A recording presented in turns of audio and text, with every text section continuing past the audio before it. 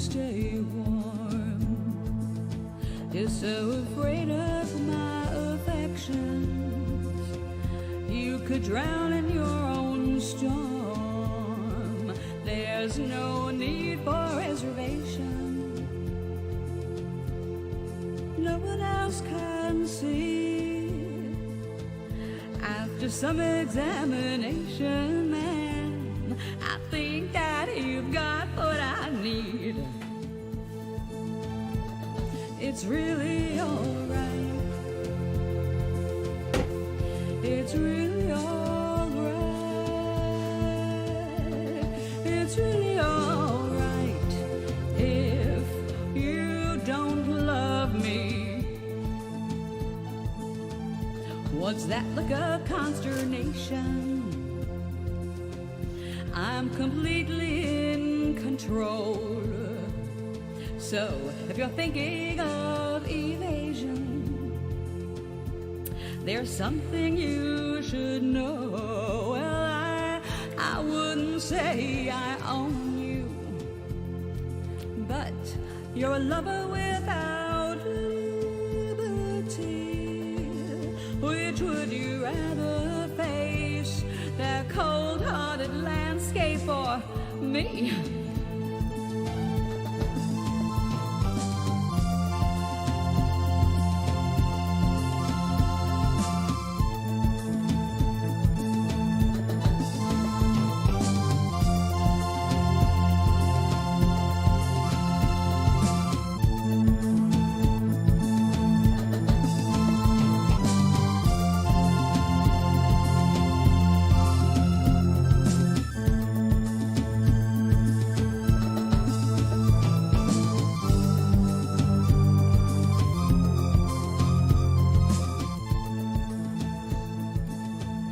What's that look of consternation? I'm completely in control. So, if you're thinking of evasion, there's something you should know. Well, I wouldn't say I own you, but you're a lover without liberty. Which would you rather face, that cold-hearted landscape or me?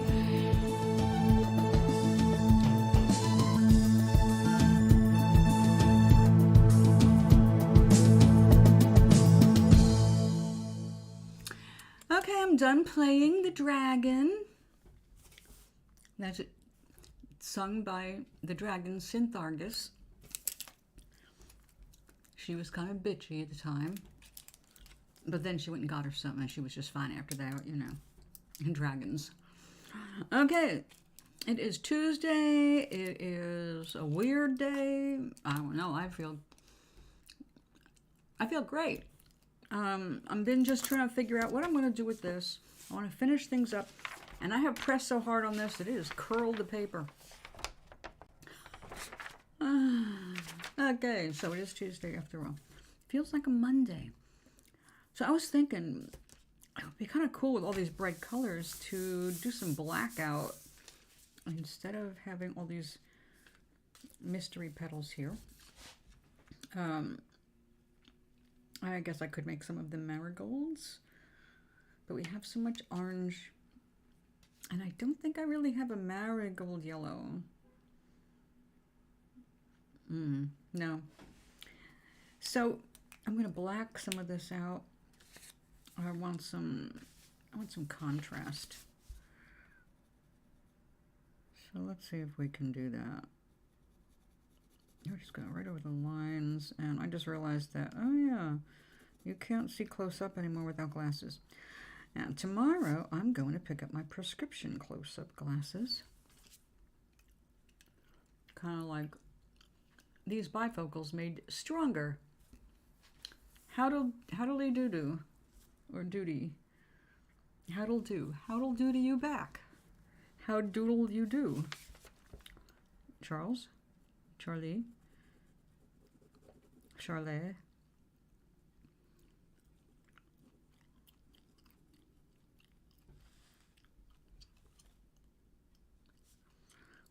I have been up since very early in the morning. Can you tell? I haven't had, this is my second cup of tea for the day. So I'm not caffeinated. Usually at least 2 or 3 cups. Actually, this would be my 3rd cup, not my 2nd, so I'm a little behind. And I was going to go do laundry, and then I thought, no, I'd rather be with you for a little while. Actually, I want to show off the stuff I did yesterday, or got yesterday. I had such a fun day.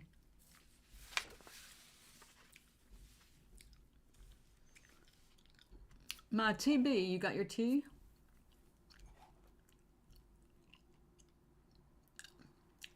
Wait a second.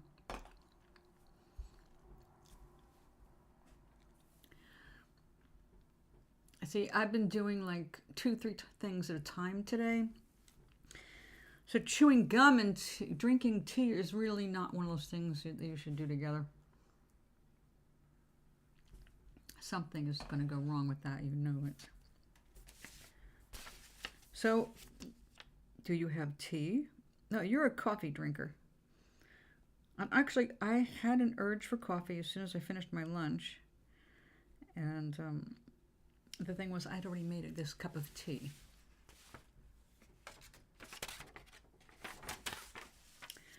The love is getting darker. I really do like that contrast. Black is really good for contrast.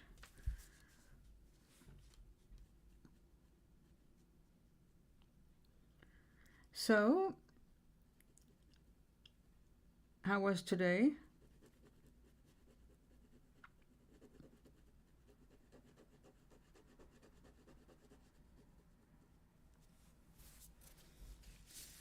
And yes, indeed. I did catch that. On different levels, of course. I wouldn't expect you to exist on only the mundane.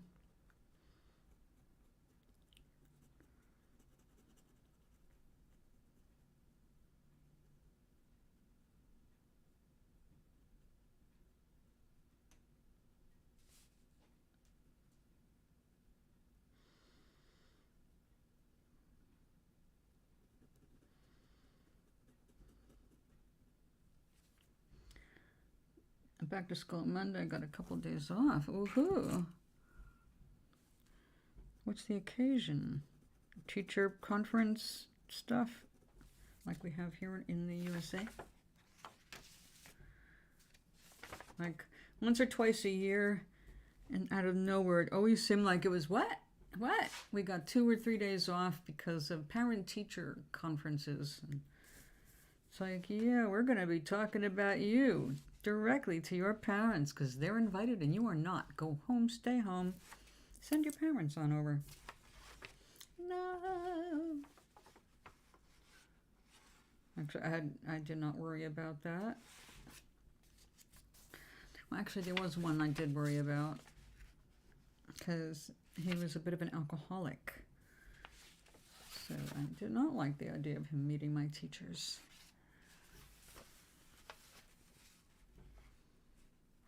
Especially my favorite teachers.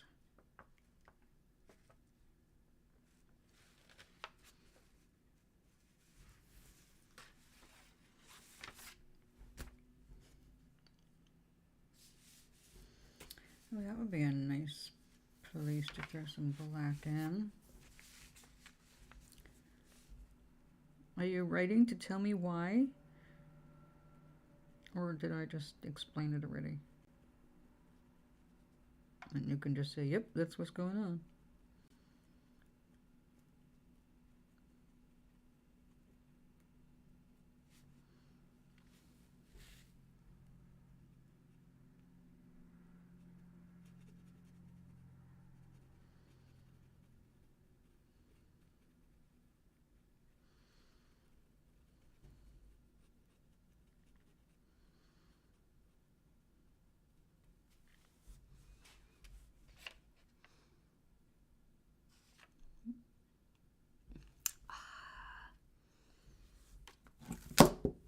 I am smiling.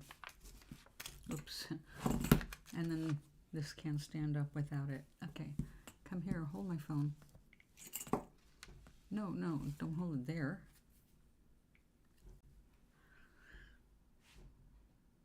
All right, how many of you windows are there in the background? Go away. Expand this window that says love on it. I have to find another way to make this thing stay up without making it impossible to read.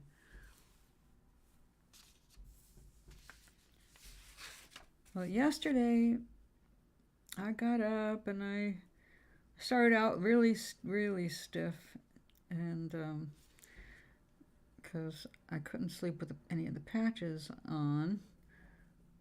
So the first thing I had to do in the morning was a bunch of stretches. But then I started getting really, it turned out I'd had over 8 hours of sleep, and my body was really happy about it.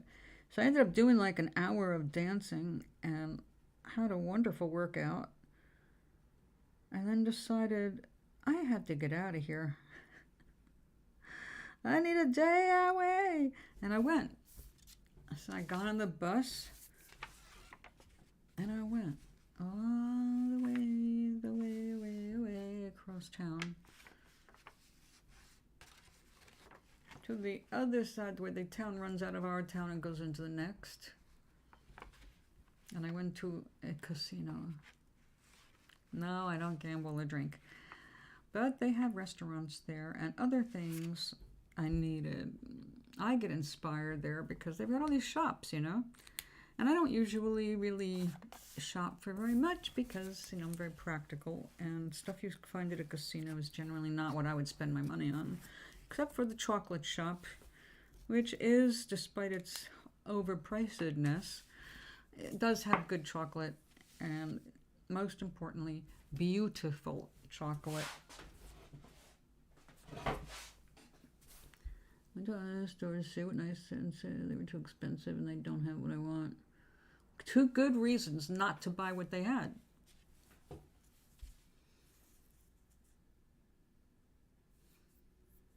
Probably. You are referring to a fountain pen, am I correct?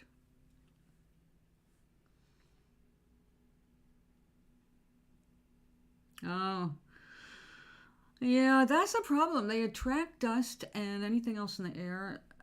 Once they take them out of the little plastic protective sleeves, oxidation starts to set in. It may not have been there longer than a year or 2, and it would look like it's there 10.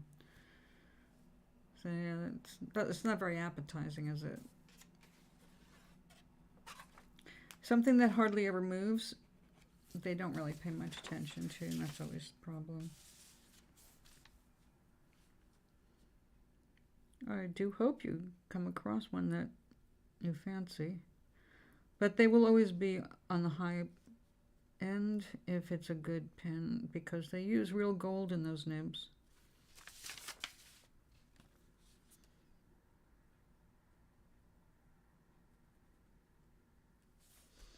And that's the beauty of it.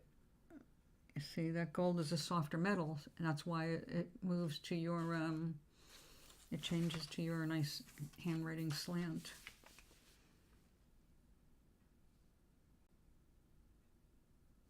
Oh, no, besides, if you're using it, you're going to keep it clean. I mean, it's just a practical thing. Any pen is going to get your fingerprints on it and oxidize, and you need to clean it, like jewelry. Matter of fact, if it's a Mont Blanc pen, you should handle it like jewelry. You need to keep it clean. You need to make sure the point, you know, it's got this filter system. You've got to make sure everything is clean so it doesn't get clogged up. Oh, I hear you. Oh, yeah, I know. I wouldn't want to be doing that. But if they ship it to you, usually what they do, when you go into a store, they've got stuff in a display case. So if you didn't ask to see one close up, you might ask next time you see some if they have some under the counter, and what they're showing is just the representational. They don't have to sell you one out of the counter. They can give you one that's in a box, because they're usually, if it's a nice pen, it's got its own box. It's not just sitting there on a counter. because they don't sell them that way. They don't ship them to the seller, the retailer, that way. They come in their own, each one has its own box, like jewelry.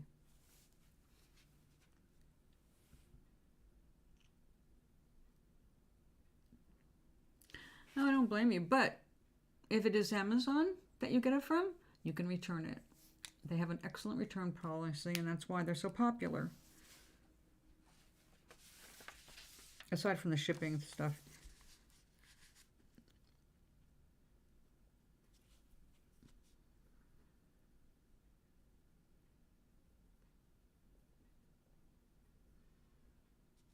If you have Prime, they will bend over backward to make sure you're happy.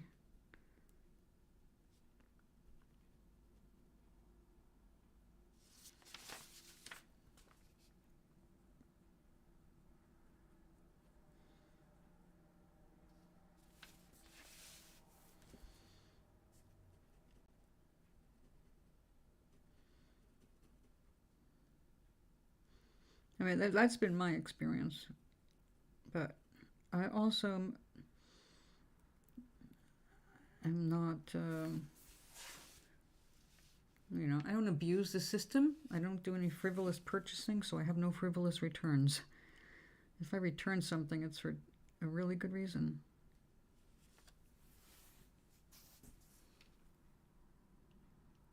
I hear that. Oh, I forgot about Parker. Yeah, that's too bad. So what do they have, Schaefer?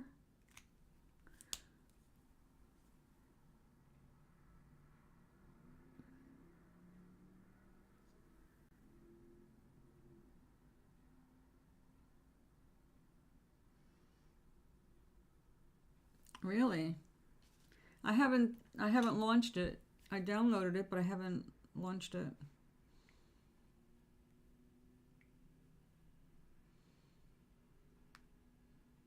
Uh-oh. I just turned my own channel off.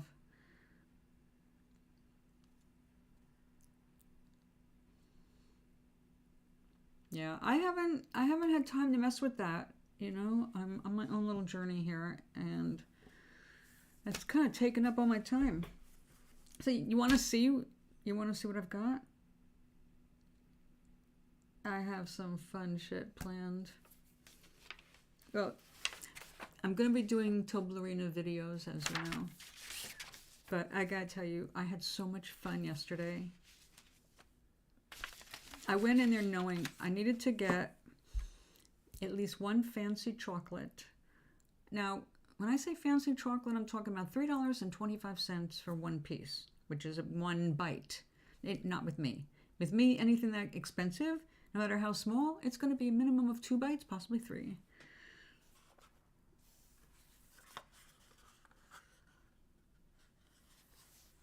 A special box for my candy. So the first thing I needed to do for this video was get a piece of chocolate. And by the way, my Toblerina Meets a Friend video has over 5,000 views now.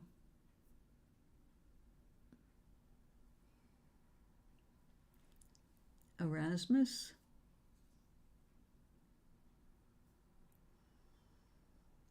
What, you have to sell chocolate for your school trip?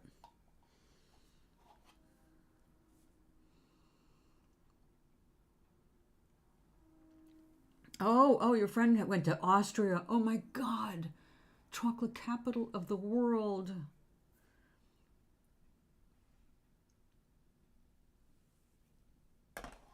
Did he get any of the amazing marzipan and dark chocolate they're famous for? Oh my. Oh my, oh my.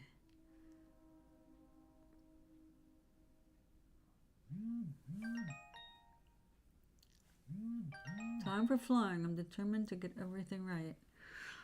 Okay. Hold on a second.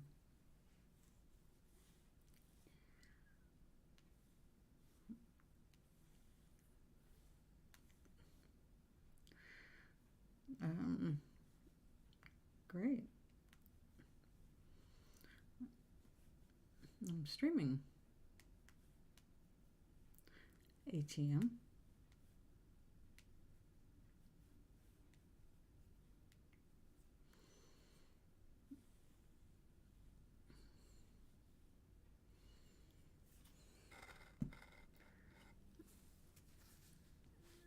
Okay. Where did my... There we go. Come back here. Come back here. It's easy to find with the love on the page. What are these comments I see under the stream? I don't know. I don't see comments under the stream.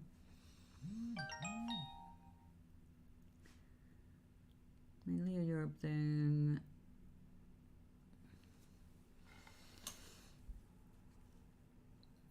Okay, wait a minute.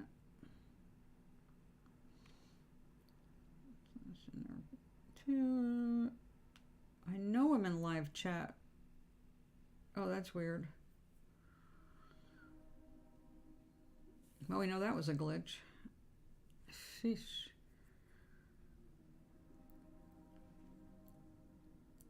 Okay.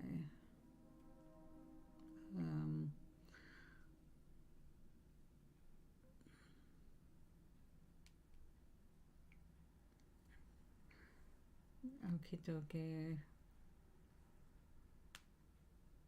Back to us. This is not convenient.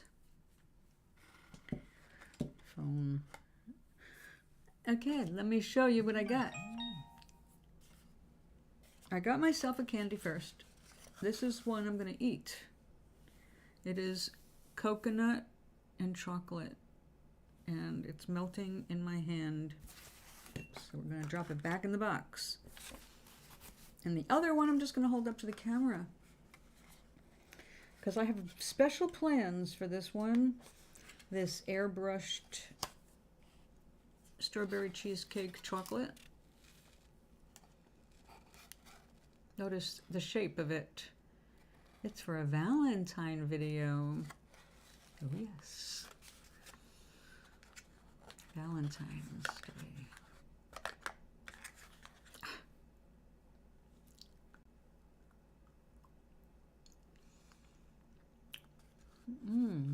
Oh, I'm going to have to finish that.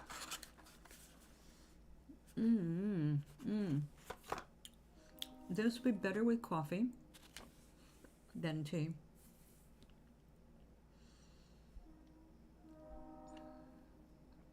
Oh, the train.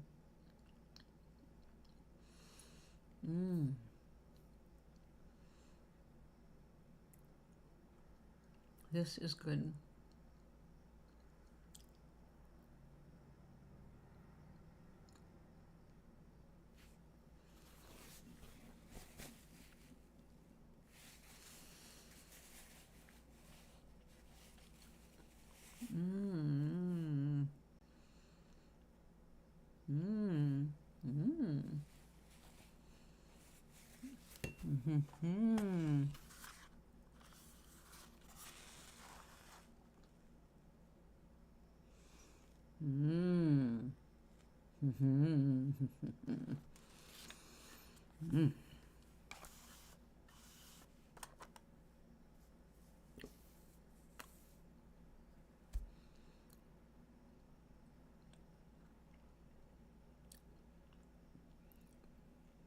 Very nice.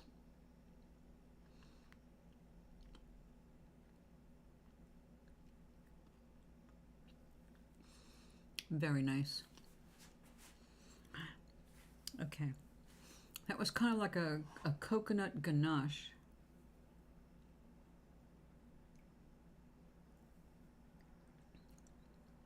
Just very, very small amount of discernible coconut, but the cream was very coconut. Anybody who likes coconut and dark chocolate would very much like that piece of candy.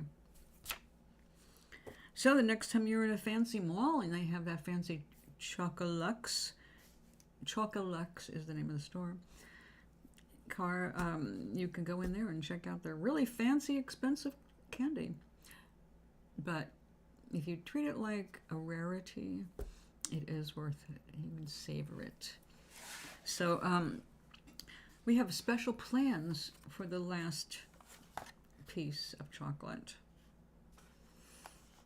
And now we're going to move this out of the way because I have really special plans. I went to one of my favorite places in the mall. Can you guess? I got something special. Now,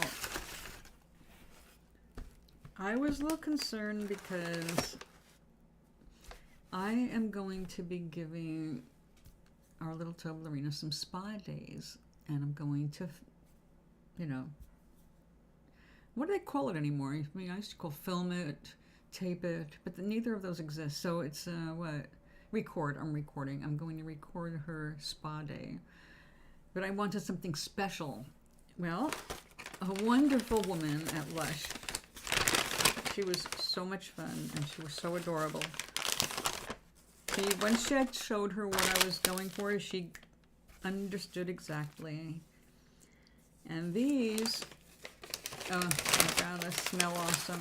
This is citrusy, and this is berry. And they're Toblerina's size. The ones for the bathtub are, they could be huge, like encasing over a cup of ingredients, a lot of stuff. But I'm just going to have my foot soaking bowl.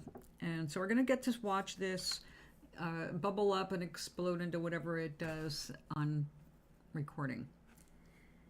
Well, this woman was so sweet to me. She not only sold me these and showed me where they were, which is what I needed to start with, because I was looking at all these. It's a small store, but it's very well packed. And with me still having the eye issues, I was really grateful for her help. But then she went a few steps further. She got me some samples. This one is called Angels on Bare Skin. It's a strong smelling thing at first because you're not supposed to have this up at your nose. It's a scrub. So Toblerina and her friends are going to get a nice spa day. They're going to be scrubbed. And then we've got something called Volcano Foot Mask. Apparently it's one for each foot because there's two here. And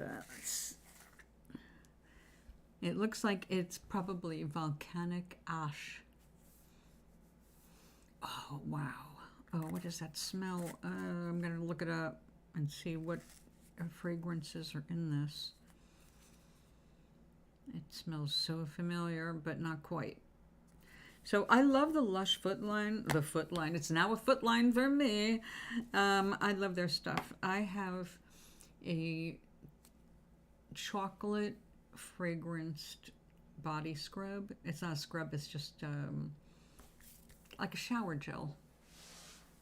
Except it's in a tub like this because you can scoop it out. So I scoop it out and I put it on my scrubber. It smells exactly like chocolate. And although it's identical to chocolate. It's like I have melted chocolate all over me. But it doesn't get my appetite going. It's kind of like it satisfies my chocolate urges. And I don't feel like, oh, I got to get out of the tub and immediately get a piece of chocolate. It doesn't do that at all. Which is amazing because I think that if you're trying to not eat chocolate, but you miss it, chocolate. Let me see what they actually call it. I'll get it.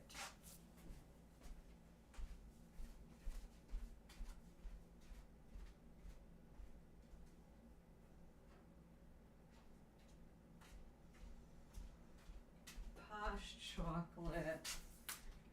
This stuff is so nice.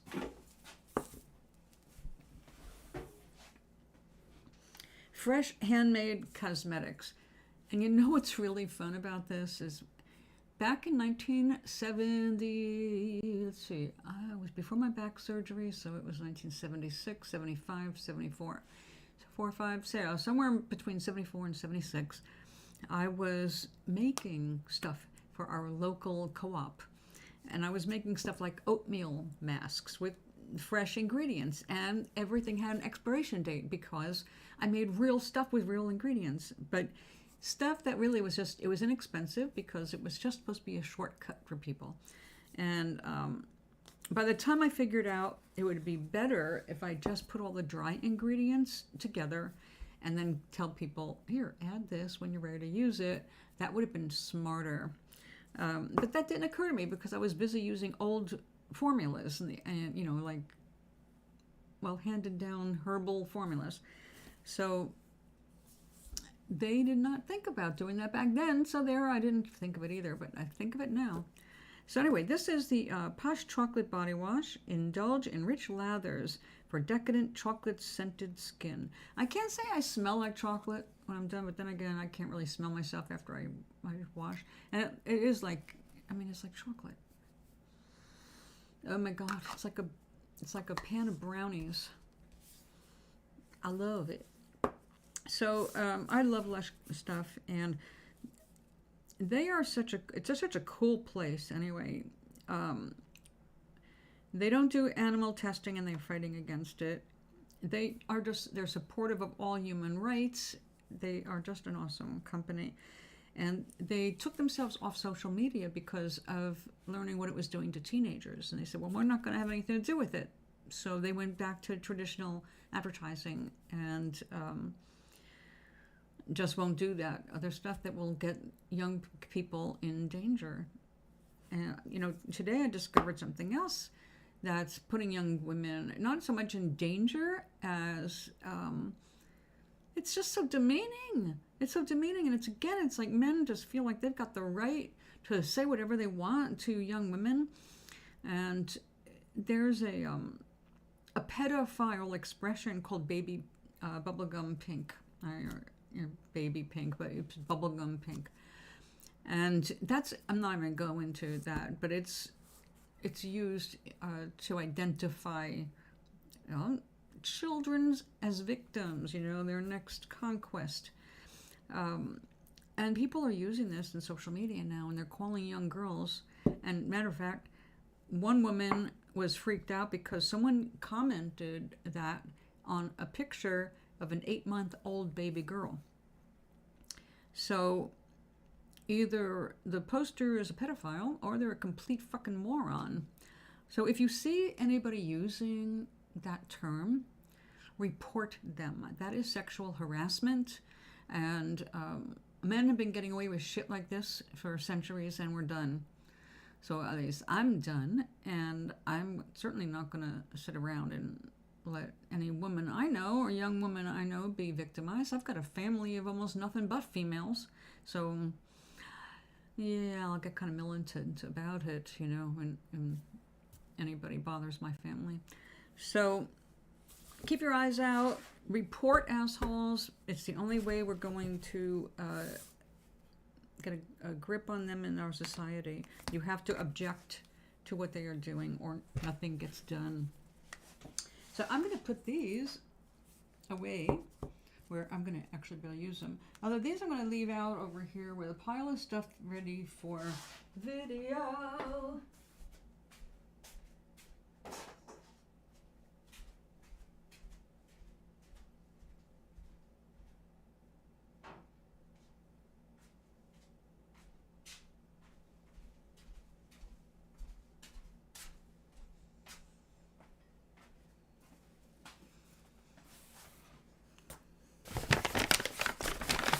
Okay.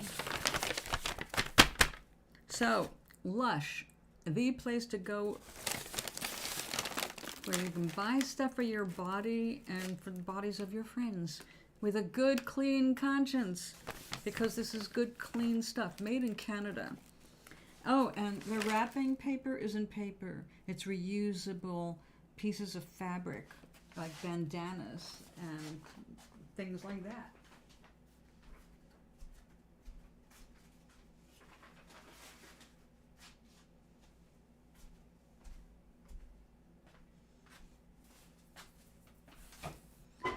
So yeah, so we've got, let's see, we've got, oh yeah, I've got to do this right. I'm making notes for Toblerone here.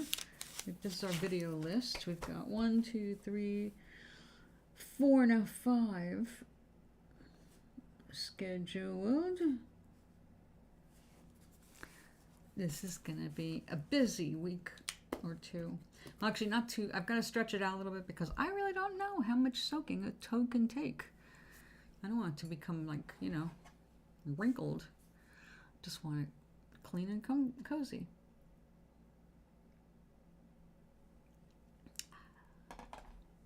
Irish breakfast. So now that this costume was worn in a video, I can't use it again. I was not thinking about that when I took the video, but that means this one is going to be up for grabs. So, I am going to put this in the Etsy shop.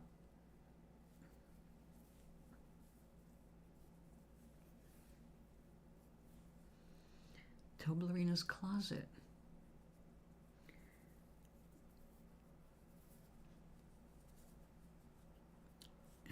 Knots, knots, trim, trim.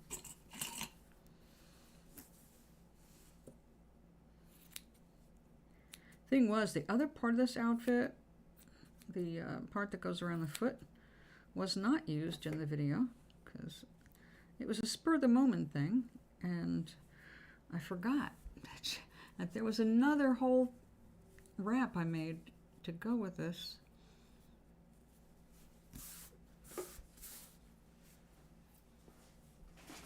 In fact,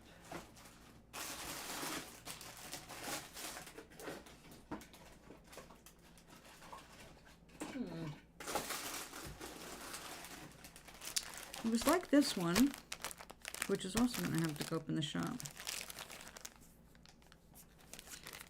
You remember this one.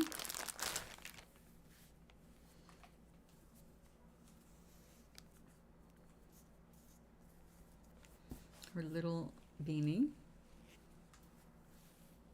And her little snug as a bug, her little piggies snug in the blanket. Or I think it was last November. It's on the November calendar coming up. So this will be seen, well, in November. Back to see the calendar.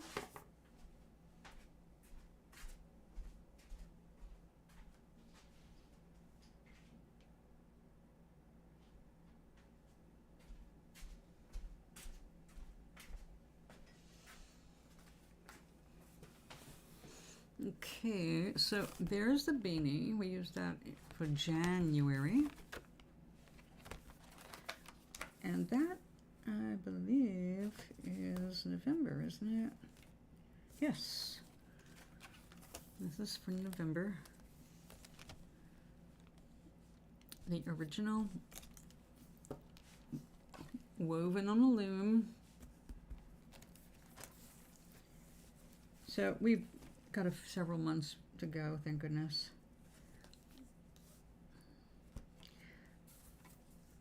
Okay, so if you're interested, go to zazzle.com/store/Toblerone. Actually, I suppose I should put the link in the chat, right? And if you're into feet, I have the world's only, well, foot stuff in this vein here. Humorous. I have gift wrap. So let's see,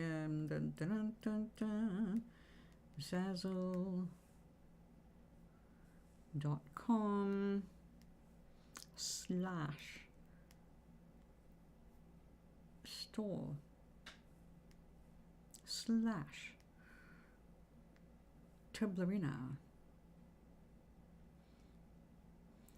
It doesn't look like a live link.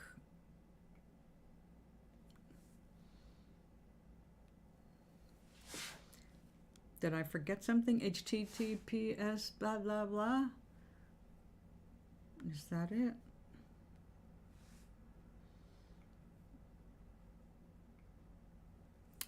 Telephones. Arg.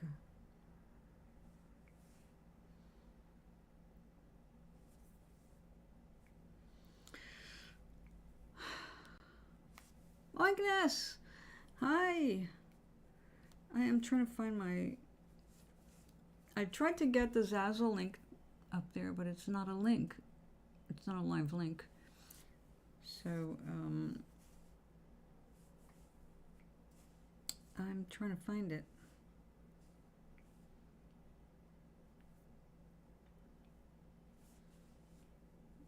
And Zazzle.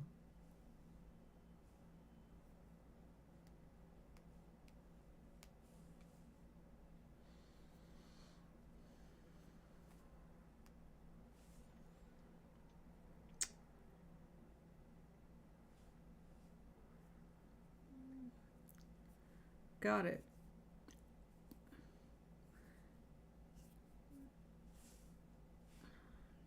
Toblerina. Wait a minute. That's just the main site. That's not Toblerina.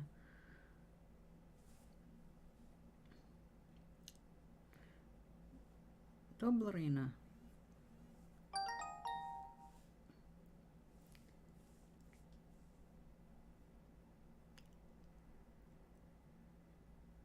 Hold on. I'm going there.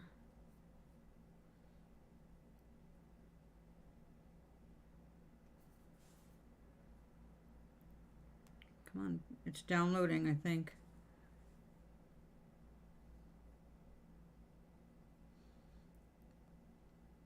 It's still...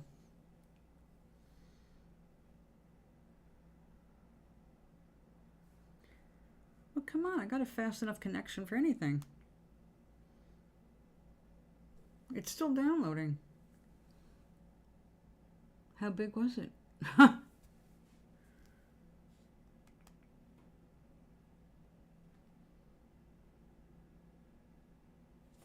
It must be hung up. Hold on.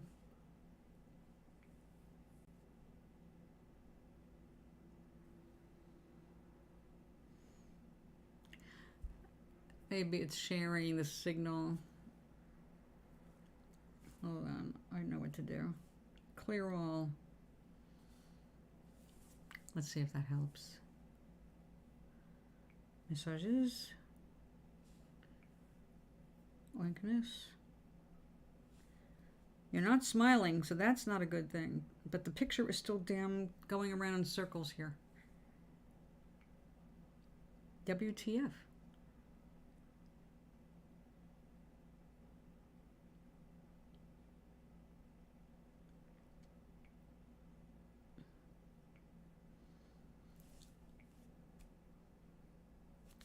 New message available for download. I'm trying to download it. There it is. Whoa! What the fuck?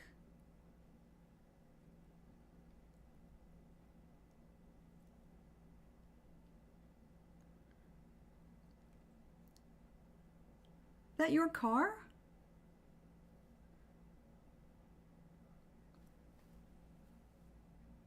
Meg, hi! I see a car on a flatbed being towed, apparently.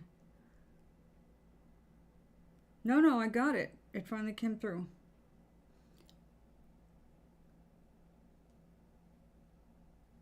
Oh. Oh, I'm so sorry. You had to say goodbye to her.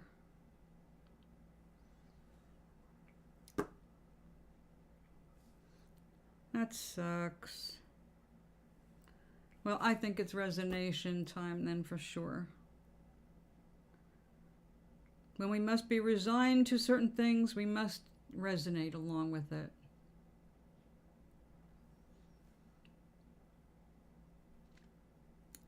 Yeah, I cried saying goodbye to my Camry.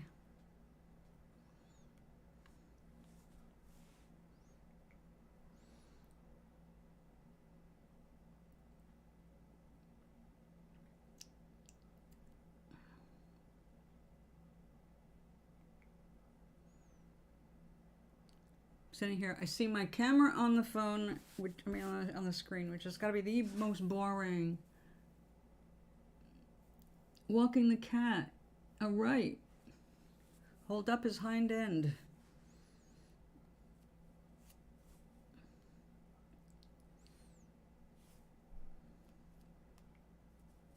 http://ZAZZ.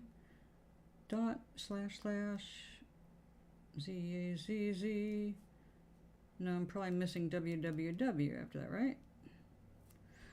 www.zazzle.com. Zazzle, just zazzle it up. Store back up slash. Almost $400 more than I would have. So. Oh, wonderful. Excellent. Well, that beat your expectations, then damn good, girl. It worked. Okay, finally.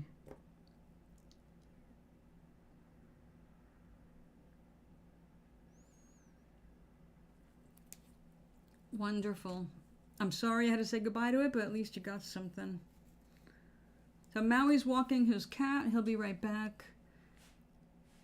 And so Meg, how are you? Are you getting excited about your interview? A Delta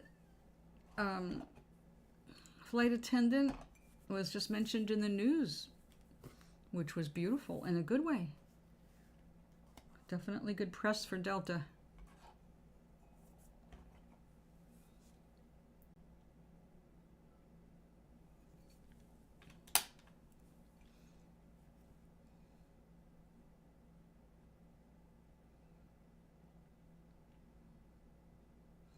They had a picture of him squatting in the aisle holding a patron's, what do you call it?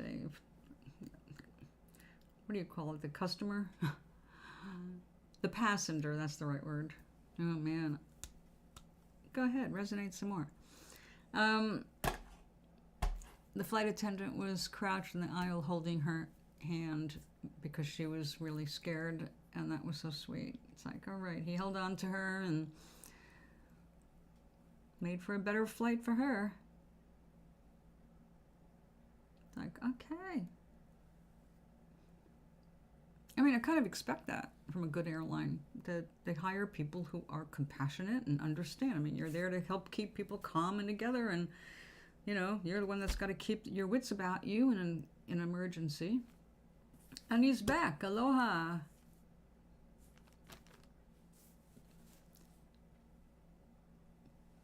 Why am I straining to look over there? I think I sweated out my brains today. That must be it. So Meg, I'm setting up videos. An Endeavor flight one? Oh no. Well, that sucks. Actually, an Endeavor flight until a smaller airline owned by Delta and paid less than minimum wage. Less than minimum wage? How did they get away with that? How do they, I mean, that's what minimum wage means. You're not supposed to be able to go below that. It's supposed to be criminal to go below. So how do they get away with that? Well, that doesn't make me feel good about your future employer.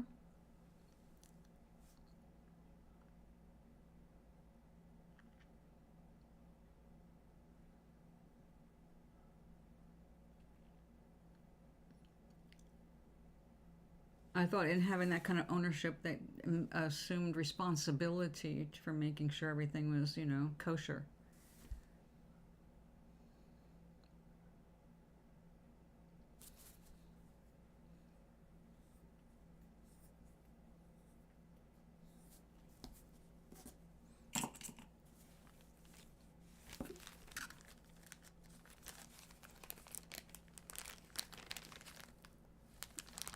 Well, part-time should not have anything to do with it. That's where they gyp you of benefits. But an hourly wage is supposed to be a minimum on paper. Oh, I see. Oh. Oh my God. Oh, that's horrible.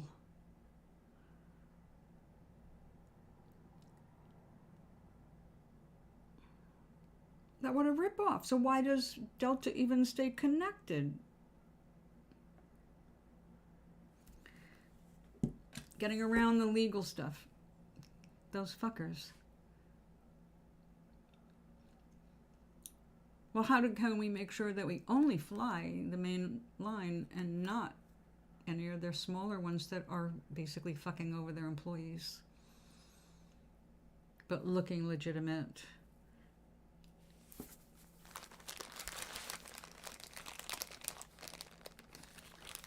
So, girl, we have to make sure you only work for Delta. You do not work for any other little subsidiary-like things.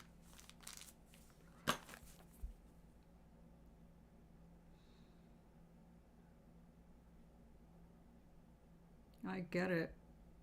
Well, now I'm pissed off too.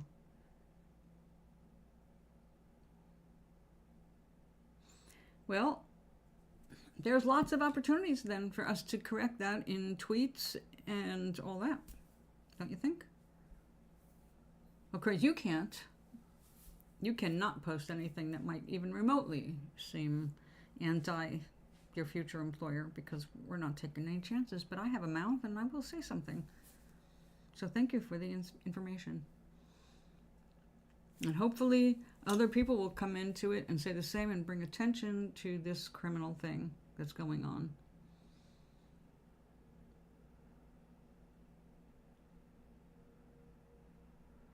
I think I've flown SkyWest.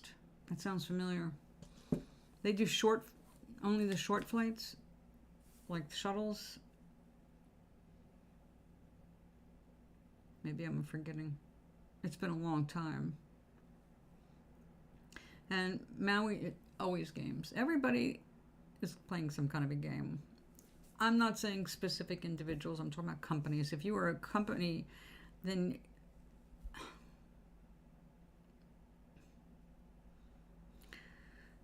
advertising alone, okay? Advertising is so full of lies.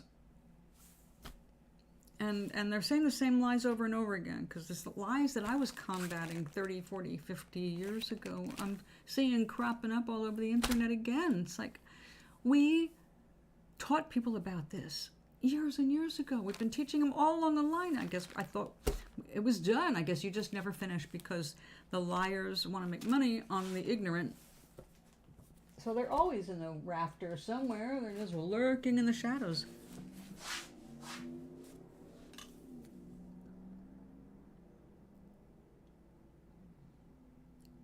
Yeah, okay.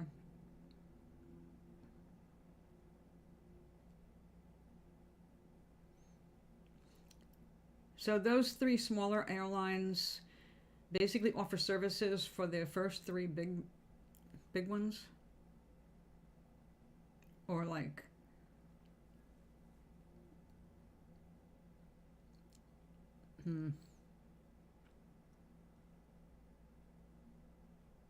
Right. Yeah, no, it's not fair. Of course they do the same job, but still, you still have to be trained. You still have to train your passengers to keep them alive. You have to know what to do in an emergency. You have the same kinds of hours, and you're on your feet, and yeah, That's like working for Trump. Secret Service, having to pay him to stay in a hotel room because he wouldn't fix up anything for them. Wouldn't let them stay in a room. They had to rent a hotel room at full price. So it's like, oh yeah, well we gave him a discount. Really? How many people that make a little bit of money can afford that? They can't. People who work for the government cannot afford to stay in a Trump hotel.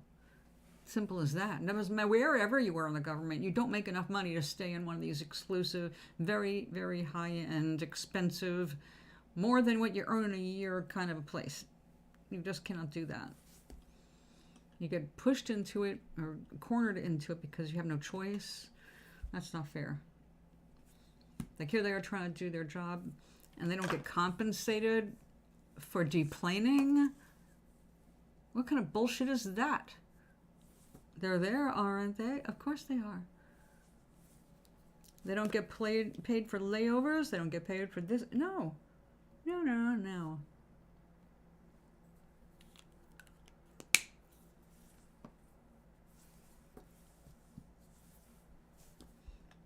That, like I said, it's not even minimum wage, and that should be shown.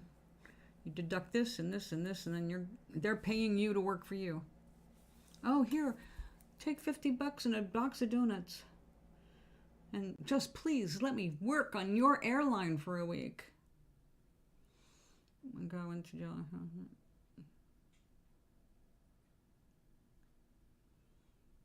Of course, exactly. Maui, exactly. And that's just because he got caught in the 80s. They've been doing it since the invention of Wall Street. So, yeah. The problem is there's good money to be made if you're good at investing. But on the other side, if you're investing and you are investing in things, let's say, like blue chip stocks, that's oil. That's all the stuff that's killing the earth. So now that we know what it's doing, we have to take our money out of that. But those people who don't want to take their money out of it are protesting anything that will restrict drilling for and mining for coal, oil, and gas.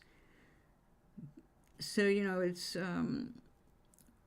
people who might own stock or profiting from stock may not even realize what the company is actually doing because they have other people handling their portfolios. Or they're in mutual funds that get changed around over time.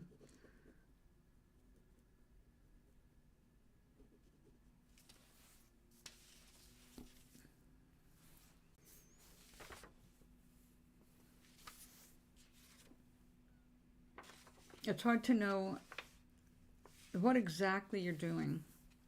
I mean, what the overall effect is over time.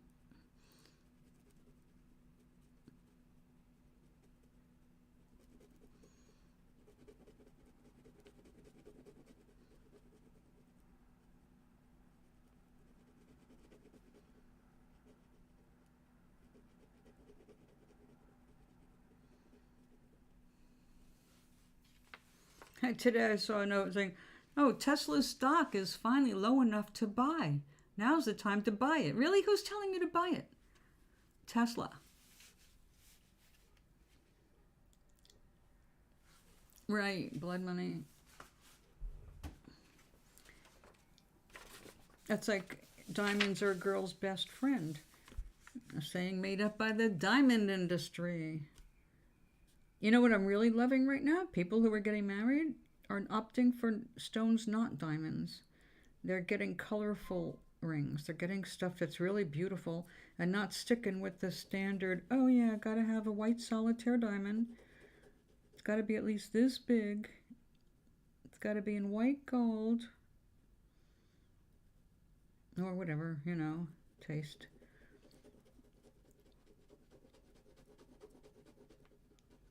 My stepmother had a 5-carat diamond ring that my father gave her. 5 carats. Do you know what a 5-carat diamond looks like in person? It looks fake. It's huge. And as a solitaire, it can barely be held by its mounting.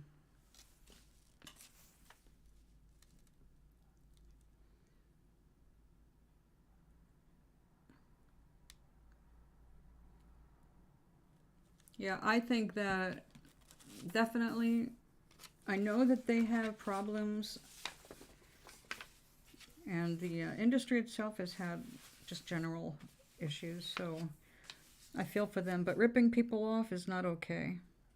And taking credit for someone's goodness, which had nothing to do with the money, because obviously he's not getting any. Yeah.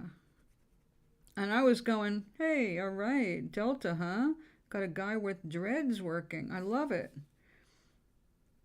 They finally let a black person keep their freaking natural hair. Stop trying to make them look like white people. I thought, oh, progressive finally waking up.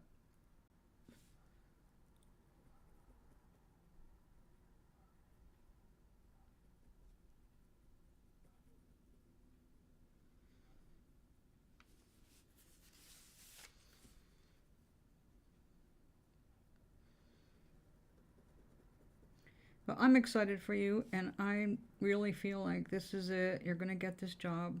I don't even feel like you should doubt it at all. You should walk in there knowing this is yours, baby. And the more you know about the company, the more you can later on help.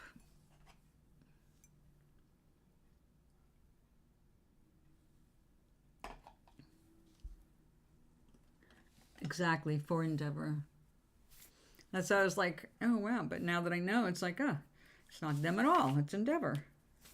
Endeavor's progressive. Endeavor's humanitarian, normal human being kind of people. Like, okay. I would love to give them my business, except that they're not being fair with the wages, which means the money's going somewhere.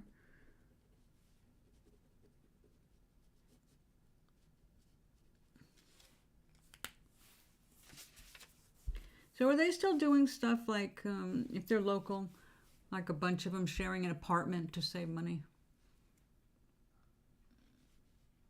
So, everybody's got a landing place between cities. So you don't need hotels, things like that.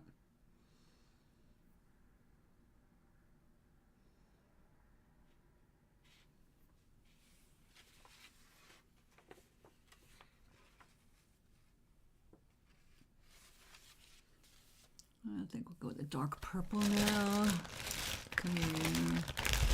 We just have a few of these sitting around.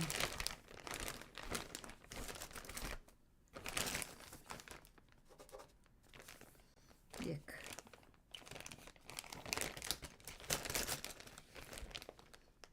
Crash pads. Yeah. Yeah, exactly.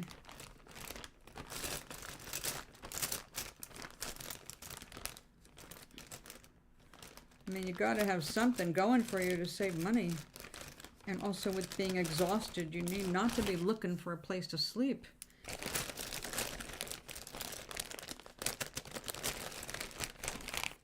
Now, what kind of route are you looking for?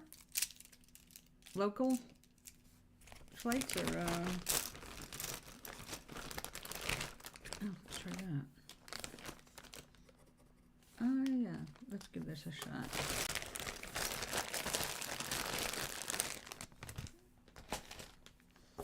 Crash pads are what we used to call our regular apartment, but it's really funny called crash pad for an airline.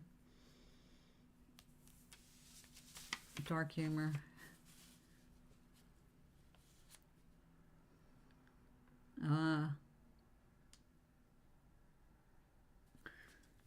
Wow. Wow. Yeah, I don't think I could live that lifestyle unless I was very young. But it all depends, If you're getting a chance to do a lot of flying and that's what you love, then I can see you putting up with that because it's just a night and everybody you're sharing the place with is a lot like you in that, right? Oh, excellent. How's that going? I figured it must be going good because I don't hear from you as much. Between work and boyfriend.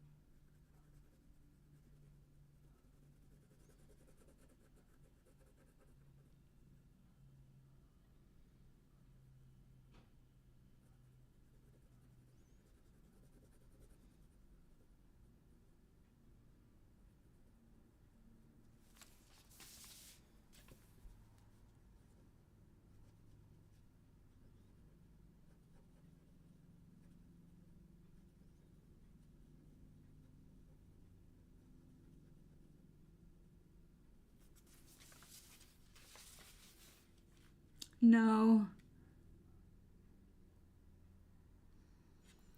Wait a second. Oh, yes, of course. Oh, that's congratulations to your boyfriend on that. And no, the puppies went back Sunday night.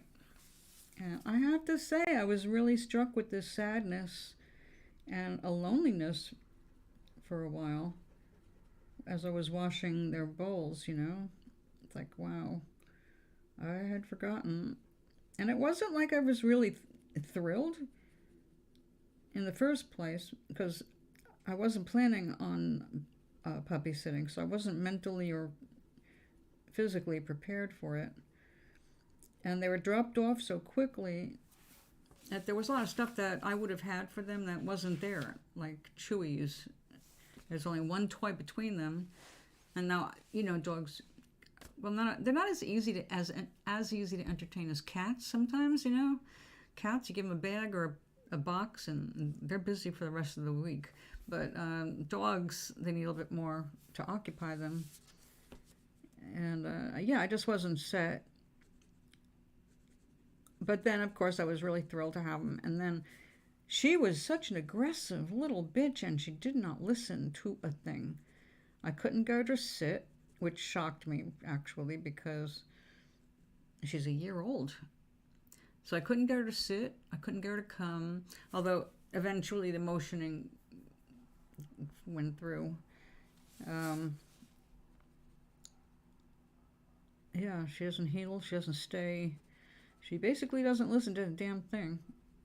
But, I mean, she's small and cute and a lot easier to control.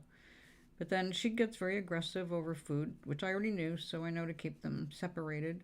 It's like, geez, you know, I had 5 large dogs and 4 large dogs and 1 small one, and they had all different personalities, but I never had one single fight, ever. So I don't know what I did right and why other people aren't doing it the same, but I know they're all different personalities. Like a barker's a barker. Some of them really just can't seem to train out of that. It's almost like spasms. It's like, yep, some dogs have Tourette's. That's all you can say. My friend, she used to be my neighbor when I lived across the street. And then she and her boyfriend moved out. And like when I run into emergencies, like I needed my patches and I couldn't get to CVS and they were not delivering, I finally gave up. It's like, you know, it's going to be a long time before I can get the buses over there.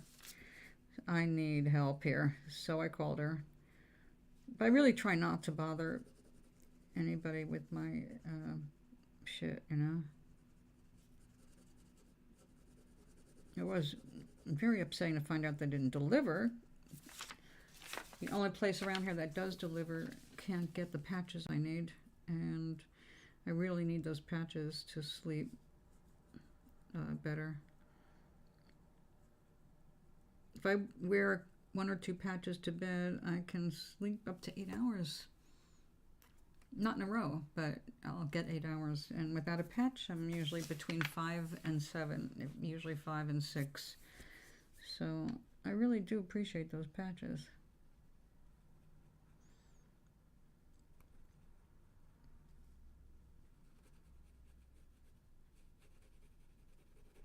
So anyway, that's the person who, from the across the street. Awesome young lady. Well, she's 40 when I say younger.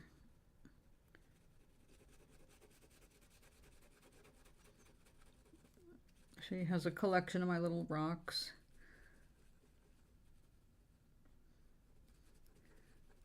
She also picks up my flowers for me.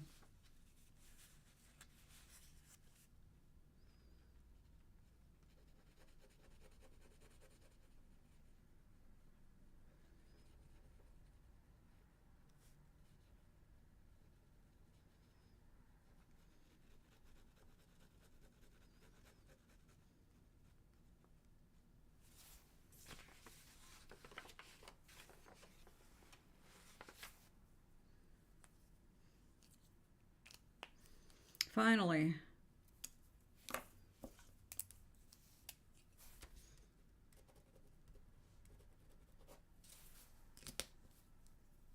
Hallmark and A.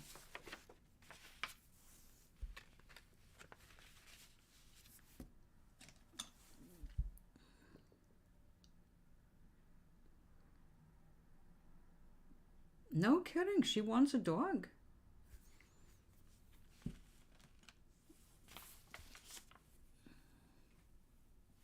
You sure it's for her and she's not trying to get you to get one?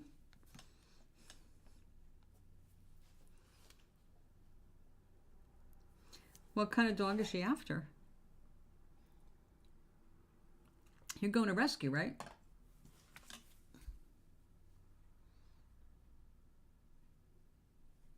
I mean, I'm assuming you're going to the shelters, or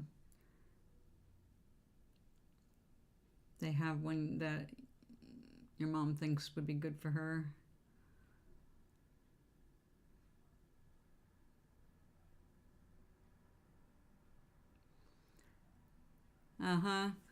She wants you to train it. She just got you a dog. Congratulations, Meg. Whether you're ready or not, you just got a puppy.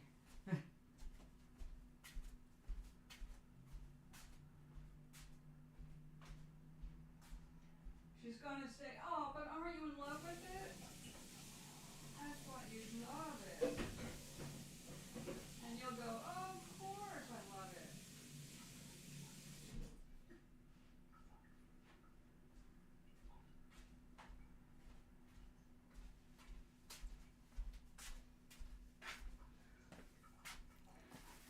I'm warning you, mothers are sneaky bitches.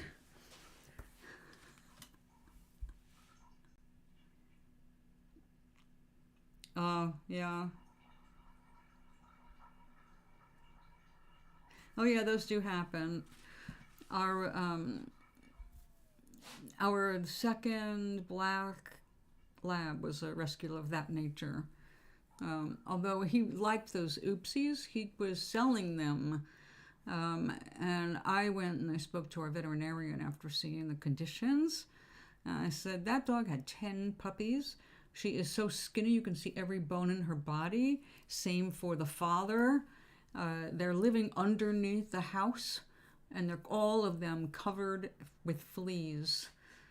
Oh, I was so upset. I wanted to steal all of them. I instead just took the one puppy, and we brought her right to the vet, where I give a complete report. If we had had cell phones back then, she would have also gotten a bunch of pictures.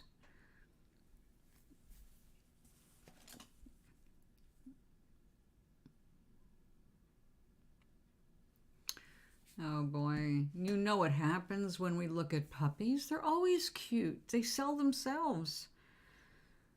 But if you have to take it and train it, you're going to attach to it. It's going to attach to you. It's supposed to attach to whoever trains it. That's what happens. I mean, that is how you get it to attach to you, by training it. Yeah, I'm sure that's not the condition, of course. Oopsies happen, but they're not all like what we had out in the country. But you got to be careful. Your mama's setting you up. Your mama's setting you up. Let's go and look. Because she's going, Meg needs someone to love. Meg needs a puppy. Meg misses her baby. You got to remind your mother that the person who trains is the one that's bonded with the animal. She needs to train the dog. Yeah. She's setting you up. It's a psychological trap. I'm warning you right now. I know all these signs. It's a manipulation, sweetie. Right now you're in a really good place, don't you think? You're in a good place.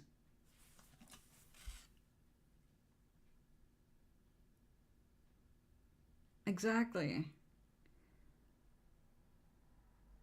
Oh, I bet, Maui, I bet.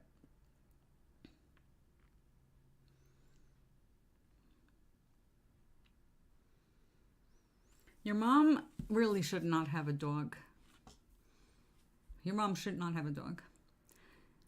And this is a problem because you'll get attached to it. because if you end up training it, you're going to be training it. It's going to be attached to you. And then when you have to leave, like move in with your boyfriend eventually, or both of you get a place together, anything like that, that dog is going to grieve every time you were gone. And your mom isn't going to be able to know what to do because your mom didn't train it. Your mom's not going to get herself attached.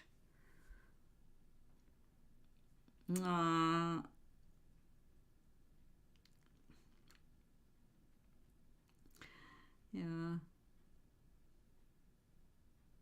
You're probably right. A cat, at least in bad weather, she doesn't have to go walk it. They use litter boxes. So the worst she's got to do is clean the box. And they've got automated ones that will help clean that and make it a lot easier. She can invest in that.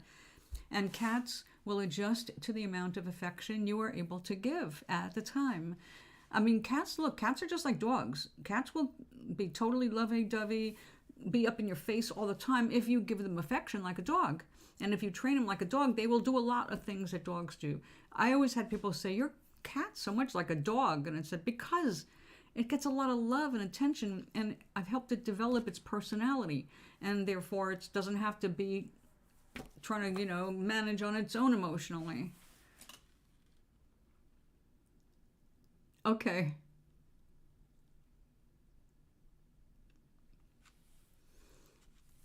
I had a mother too, and a stepmother. Oh God. Let me go over to my phone messages.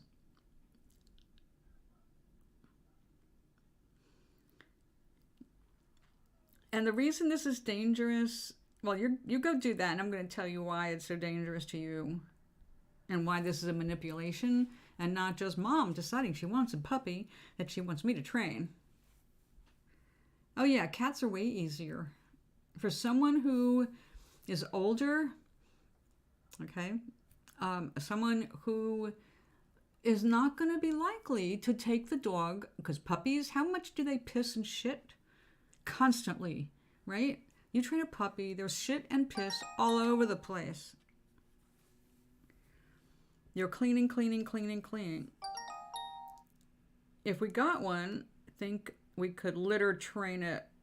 Oh, Jesus Christ. The answer is, well, yes. But she's saying right there she doesn't want to have to walk the dog every day. And puppies are going to be walked at least 5 times a day. Adults get walked 4 times a day, or at minimum 3 times a day, or their little bladders burst, or you're going to have accidents. So your mom doesn't really want a dog. She wants to not be completely alone. So she wants something. And I think a cat is more along the lines. And the reason I'm really recommending you stay away from the dog subject with her, not only is it like you training it, but see, right now, you don't need this in your life. You are getting ready to interview for a job that's going to keep you on your toes. You have that, you have a boyfriend, you're traveling. You do not need this at this time. At some future point, you will have the dog of your dreams, baby. But right now is not the time. And this will set you up for a failure. You will feel emotionally manipulated if you go ahead with this. Train it so I don't have to walk it. That's not a dog. Not a dog. Train it so I don't have to walk it. Get a mouse in a cage. Then you just clean it. Is that too much? Get her a hamster. Oh, I know. Look, you're a sensible person. You have a lot of good stuff going on. Why would you take a step back with that kind of a responsibility? Because it'll end up in your lap. And then it's going to be a financial burden as well. Because right after the first operation or whatever, mom's not going to be so well. It's really your dog. I don't see why I have to pay for this. And then you have the argument of, but you got the dog for you, and then you made me train. You know what I'm saying? We see years of this. It's kind of like a narcissistic kind of a thing.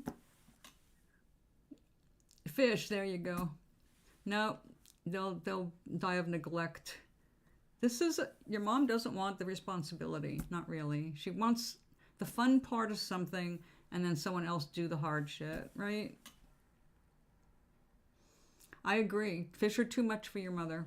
I hesitate with a cat, but don't think she would take care of a hamster any better.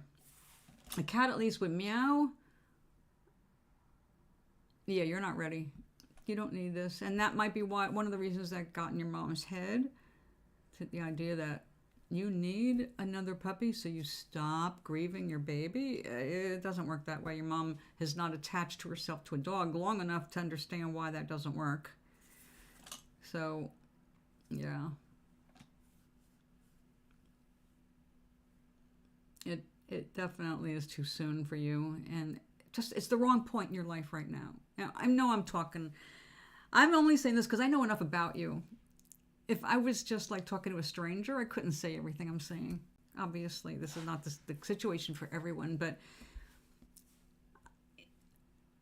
even mothers who mean the best for their kids, they get real neurotic when they have to be responsible for things. And yeah, your mom is not the kind of person I think you could trust with a dog of her own. She would not take care of that dog properly. And dogs need more than just a little affection and treats. Oh, I know you do. Yeah. I'm sorry you have to deal with that, but you're going to have to be strong and firm tonight. It's like, no, Mom, it can't be litter box trained. And if the person getting rid of the puppy says, oh, yeah, you can, then you're going to have to look like, I'm not training a litter box. No.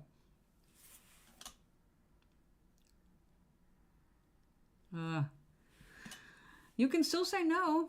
You can say no to training it. Refuse to train it. Put it back in her lap. After a week or two of trying to train it on her own, she will have an option. Either learn how to properly train a dog, like go to a dog class, but she's got to face the reality of having to walk that dog all day. A puppy has to be walked a lot, and she's going to be picking up the messes. Make her do it. Make her do it. You do not do it. You don't lift a finger. And that's the only way you're going to talk her out of it, so she'll return that puppy back to the litter and let them find a responsible owner. Your mom is not going to be a responsible dog owner. Let her clean up the messes of a puppy for a week and see how she feels about taking care of it. Any idea how big the dog is supposed to get in this litter? They tell you what kind of breeds the oopsie is?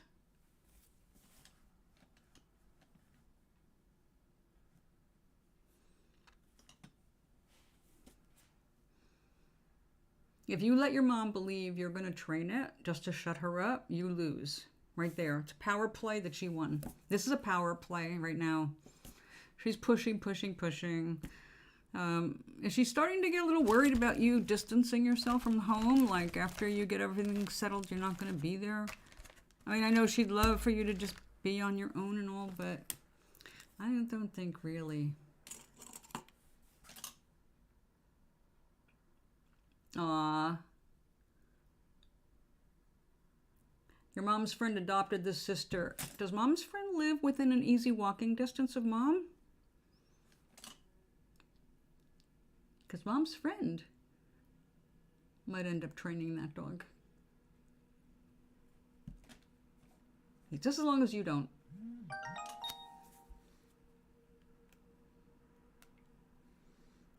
Let me get it.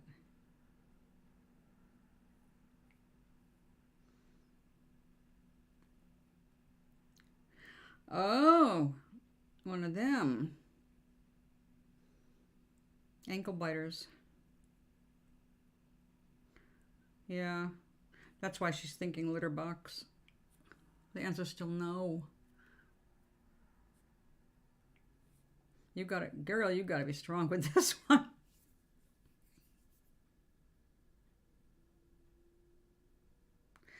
Yeah, you can't. You can't. And there's and you know this is going to be more than a couple of weeks of training. You have to puppy proof the house. Those sharp little teeth. That's an ankle biter. They have tempers. They have to have a lot of babying. Your mom's going to have to like walk around collecting this little sucker to make a bond. Yeah. Yeah, this is not good emotionally at all. It's not good for that puppy because your mom doesn't want to walk it. Dogs are dogs. They need walking. They need exercise. They need socialization. They need other dogs to play with. Your mom has to understand what it really means to take care of a dog. And unfortunately, too many people don't get it before they buy a dog or pick up one or rescue one, and then they find themselves completely unable to cope. And that's sad for the animal. Fuck the human. Humans get over it too fast. Poor dogs.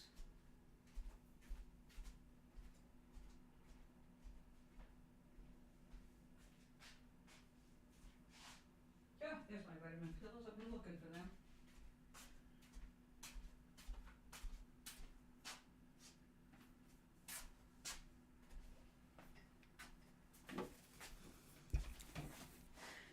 You don't need another neurotic dog in the world.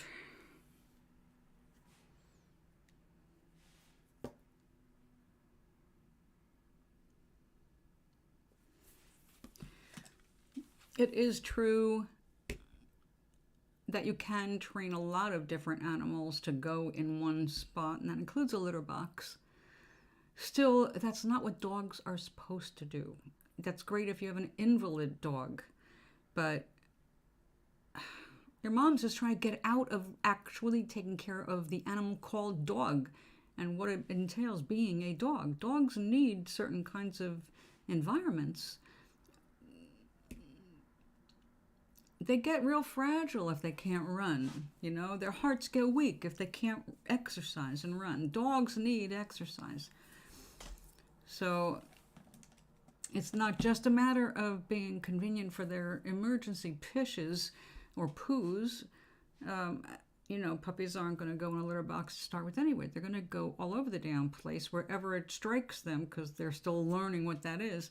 I mean, I never had trouble training, but I also rescued a lot of adults. And it seemed a lot of my adult dogs, they knew. Also, they got walked a lot. That was the most important thing for me, was making sure they were outside so they knew when they had the urge, aha, good, you did what you're supposed to do.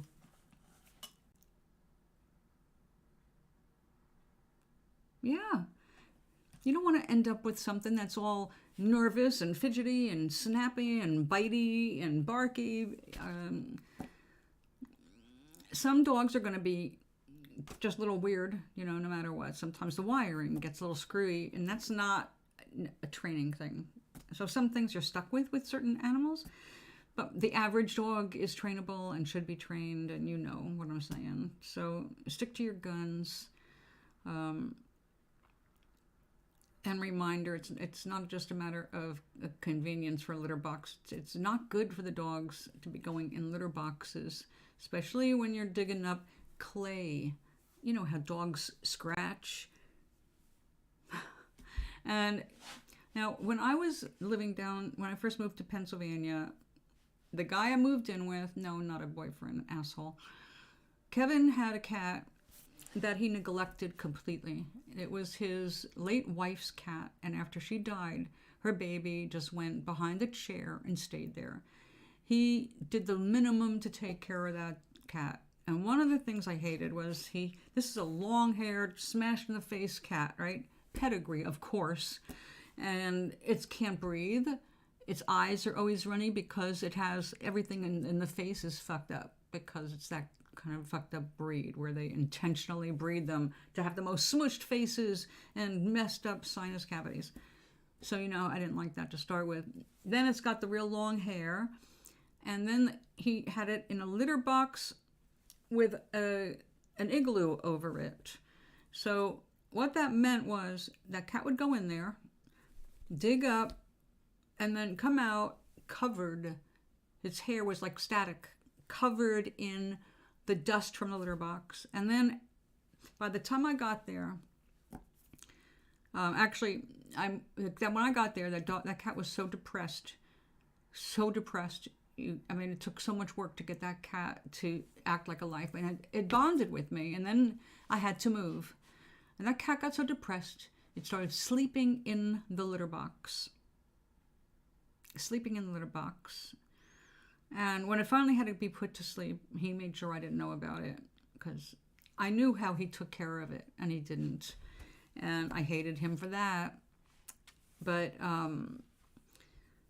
the clay is not good to inhale for humans or animals. And dogs, the way they kick stuff, if they're in a litter box, that stuff's going everywhere. And if it's in a hooded thing, it's going to be back on them, and they're going to be breathing it in, and breathing their own urine, dried urine, and feces in too. So I don't see anything good about training a dog in a litter box unless the dog is this big, the size of a hamster, and you get the silica stuff that doesn't go up in the air. I mean, it's expensive. I mean, it's just we know so much more now about these materials that we're bringing into the house than we did when we started using them years ago.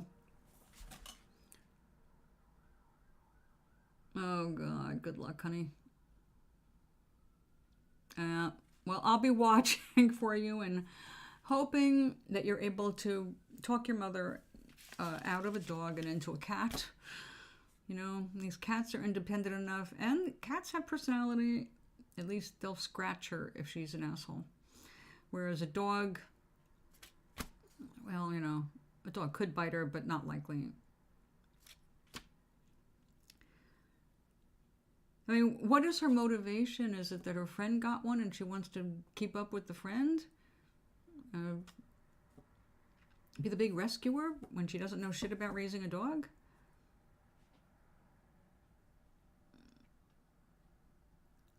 Tell her she needs to take a course in dog care, because you're not going to be here to train it.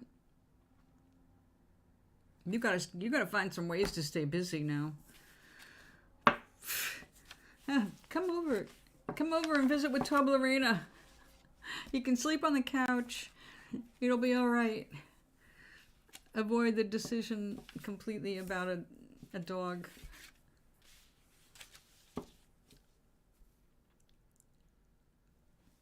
Oh, probably. I missed those 2 dogs right after they left. I was surprised how deeply I felt it. It was just a couple of days, and yeah, it was like that sense of loss all over again. It's like, wow, I don't feel lonely when I'm by myself, but after the dogs left, I did, and that surprised me. It's like, well, no, I cannot have a pet. Having them here, especially because it was 2 of them with 2 very different personalities, very different energy levels. One's 12, one's 1. And the 1-year-old is everywhere and mostly attacking him, and he's trying to sleep mostly. Yeah, it was a lot of trying to keep up, and I started to get into the rhythm by day 2. But by the time, what I did was, I don't know, I took an allergy pill on the air at 11 in the morning. And by 6 o'clock, I realized that, oh my God, I'm out of it. I mean, I'm really like out of it. This is not drugs, it's the drug. So I'm not taking any more of that stuff. But I took that just to stop itching around the puppy. So to get a dog or a cat would be really foolish physically for me. But I do miss having the presence of a pet. I miss the cuddles. I miss all of it, you know, all the wonderful things about having a pet. I highly recommend people have pets. I prefer pets to human children most of the time. So, yeah, if you're thinking of having a kid, have a dog and see if you know how to be patient and to actually take care of that dog's needs, because a human's going to be a lot more demanding. And if you can't keep up with a dog, stop there. Don't make a human's life miserable.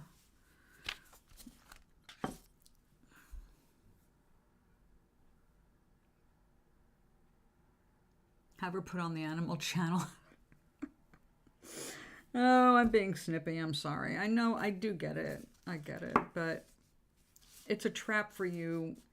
And she's going to wheedle and wheedle. And then you just can't give in. Mom, I'm telling you right now. I'm telling you. Before you say yes, I'm not training it. I'm telling you flat out. This will be your dog, and you have to train it from scratch. And if you don't know what to do, you need to look it up before you bring the dog home. Send her to Purina.com. They even have a free puppy kit you can send away for. And they have all kinds of training information on Purina.com. And it's all free. Give her the resources, but don't do the work for her. That's a trap. And you don't want that dog bonding with you instead of your mother. Then you get a depressed dog when you're not there, which is really bad. Then your mother's going to start all over. Oh, it loves you better. And then she'll resent you. That's what I'm saying. Is like she's just coming up with a way to go around the about way, but it's not going to look good for you in the end. So rules have the boundary, the line in the sand. First thing, this is the rules, Mom. I'll help you pick out a good one, nice healthy one that looks happy, but rest is yours. Make sure there's nothing at home so you can't go just pick up that puppy and bring it right home. You know, there's no bed waiting, there's no toys waiting, there's no food waiting, no new dishes for it with its cute little new name.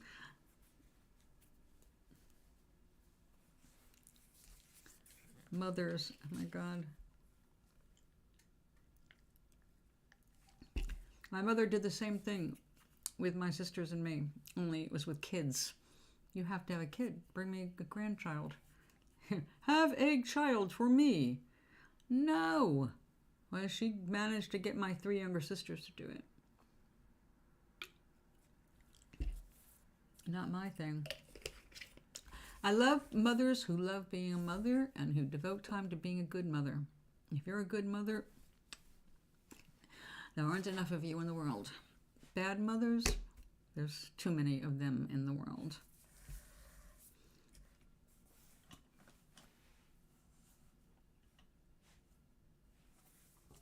You know, one of the things that we recommended for my mother after retirement and all that, she was starting to feel lonely. She didn't want to get another cat because of her age. We went along with that. And she might have liked a dog, but Harvey wouldn't want one. So that was, no. So we came up with the idea of something that's really important and needed.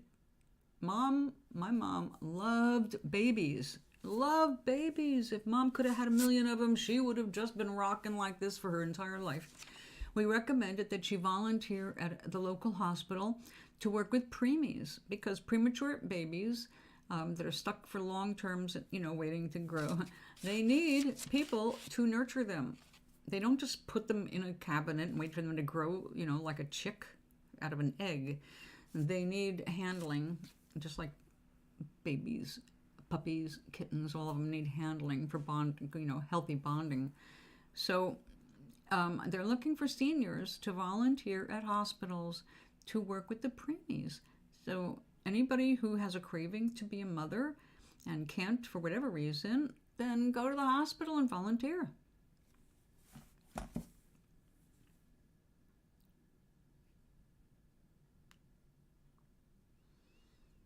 Yes, and that's what she's doing again. Yeah. Doc, that's exactly what Meg's mom is doing, or trying to do.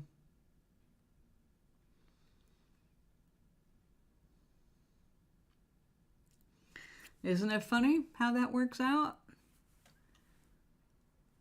Come over and walk it. Come over and feed it. Come bring it to the vet for me. Come help me give it a bath. Oh, wait a minute. How about you just give it the bath and you bring it to the vet and you feed it and you walk it all the time? How about you just bring it back to your house and bring it over here to visit on weekends?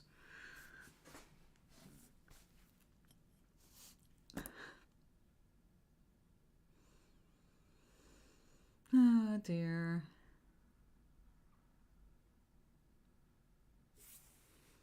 The weird things parents do to their kids. It's not always the kid.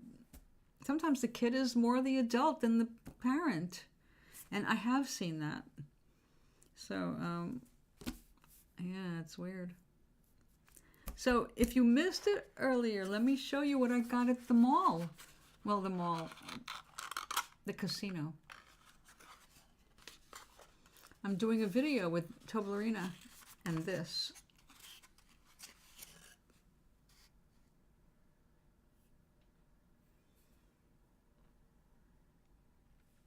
It's a strawberry cheesecake truffle.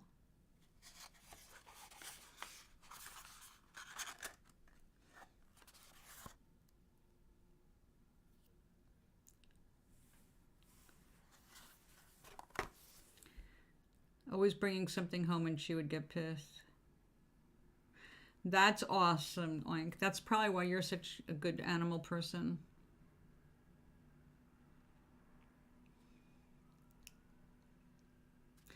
My mother actually became, involuntarily, but with 4 daughters, you're going to be volunteered for a lot. We all volunteered her for cat rescue. So my mother became a cat rescuer. Yes, that is exactly manipulation. That's exactly right. That is a manipulation, Doc. Totally. And it is delicious. I've actually had one of these before, and it was not my favorite, but I have a special video in mind, so I needed it. So this one is tax deductible because it's going to be used for a video, not for its intended creation, or not what it was created for.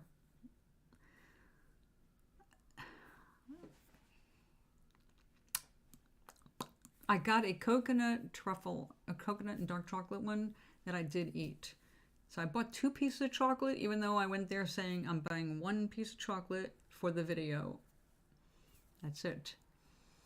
But when the woman found out about, and I showed her the TikTok video I already have up, which by the way has 5,000. Yes, it's for a shorts video, exactly. I also got something else. I got a couple of foot size, Toblerina size bath bombs to do on video as well. Yeah, it's got over 5,000 views now, but only 26 likes, which is not good. I need more people liking it.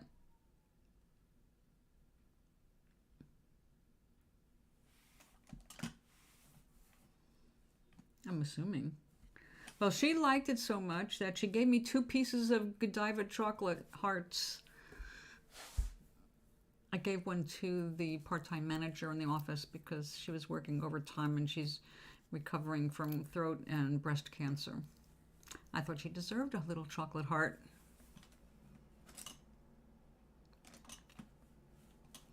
And when I went to Lush, my favorite, Lush, I got the bath bombs, but the small ones, 2 small ones, and she threw in a few samples. Angels on your skin kind of a thing, a scrub, and another one, a foot mask, volcano foot mask. So Toblerina is going to have some spa days coming up. A pink one, a yellow one, the Valentine one, the foot scrub one, and the foot mask one. I'm not telling you what I'm doing with that heart.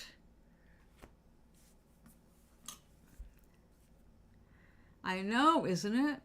I have the chocolate body wash. You know, the goop. Oh, Posh chocolate. What an amazing fragrance that is. I love it. And I don't know why, but I don't come out of the shower feeling hungry for chocolate. I feel like I just had chocolate, even though, you know, I didn't. It smells so authentic.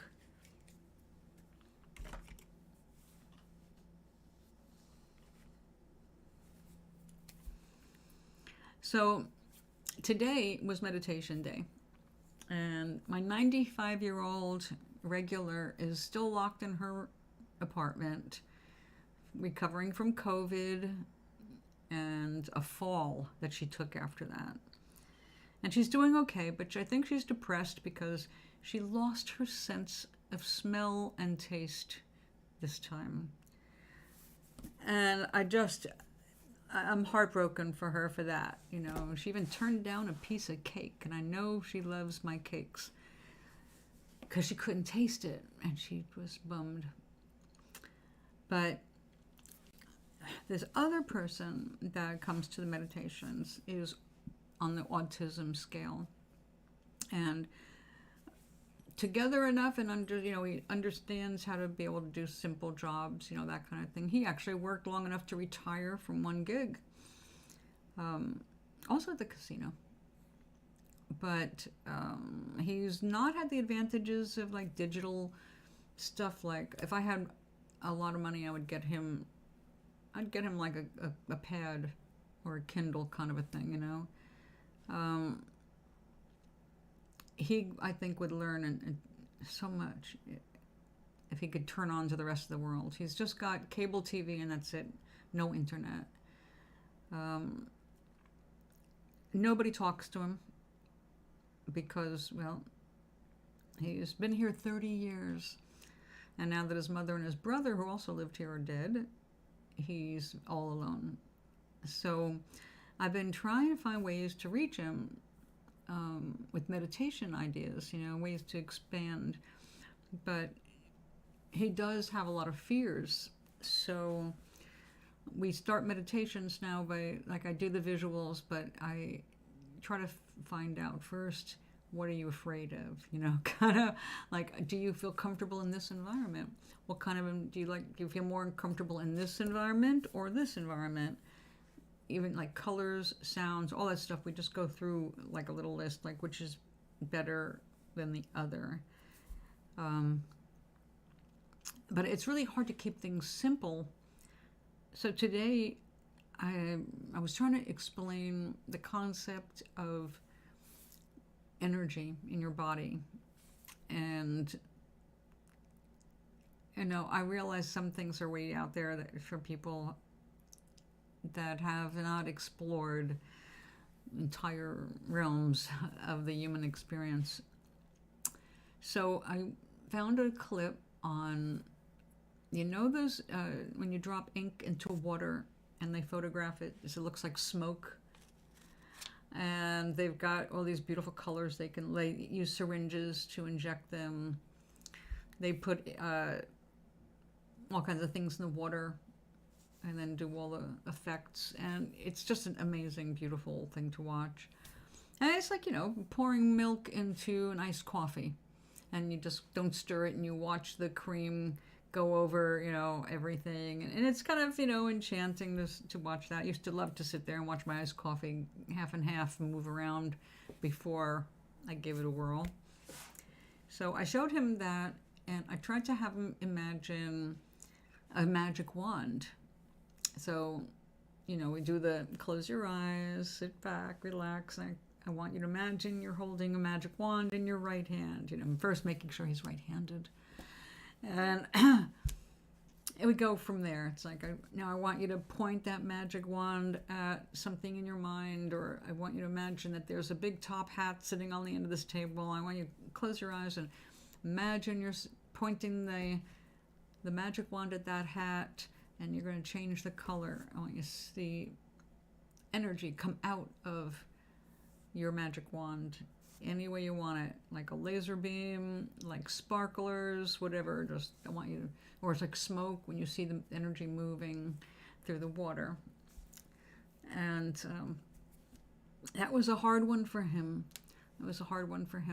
But he finally did get it. We got him to change the color of the sky to a darker blue, and a couple of other little exercises.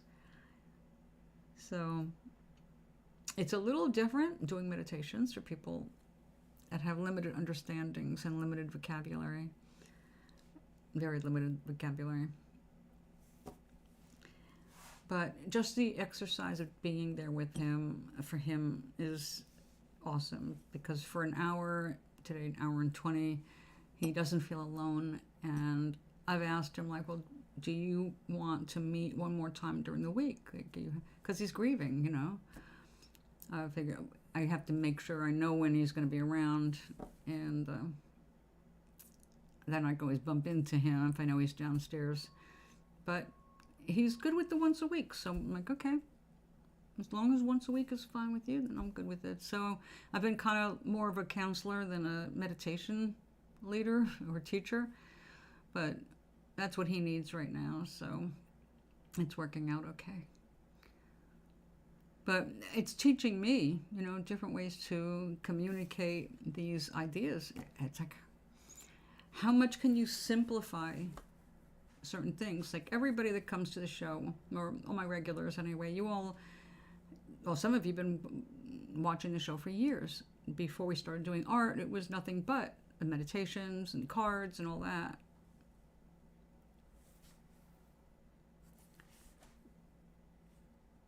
Got myself dinner. Oh, good. Oh, he is. No problem, Charlie. Oh, he is. He tells me he's really grateful. Because, you know, I try to make it so he doesn't feel bad. He feels rejected, that nobody talks to him. So I explained, I said, well, look, you know, it's not your fault that you're a guy. But the problem is that these are a bunch of old ladies. Every one of the women over there is 30 years or more older than you, and they have a women's group. And women's group traditionally don't have guys in them. And no need to explain about gay men, because I don't think he would understand that whatsoever. But in general, you know what I'm saying? So he's a little bit more understanding, or say feeling a little less rejected, with thinking about, well, these are old ladies. They don't really have anything in common with a younger man. And, you know, try to put it on that level. Because he's a good person, you know. He's just very limited, obviously. So that's been another concern of mine, because I don't want him to get very attached to me, and it's really difficult to navigate. I said gay men. I was telling a straight, well, asexual, autistic man that I work with here, and that it's not that he's being rejected by all these old ladies. It's just that these old ladies in the group that sit there and color and talk, they're a minimum of 30 years older than him, plus they're all women, and he's a guy. And I was saying that, generally speaking, groups of women don't want a guy with them. I didn't say, well, except for gay men, who are always welcome. So, yeah, I didn't complicate the subject for him. Just kept it simple. Old ladies, younger man, they don't go together. Nothing in common. He's not being rejected. It's just they don't know what to say. Well, you certainly will be loving them eventually.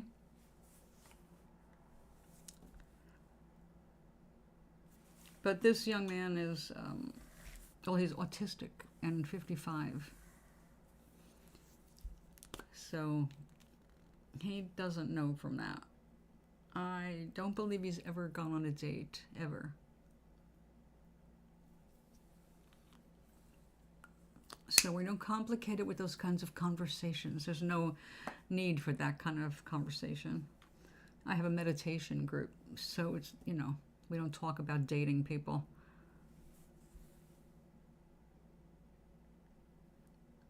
Oh, I know. Gay men, yes.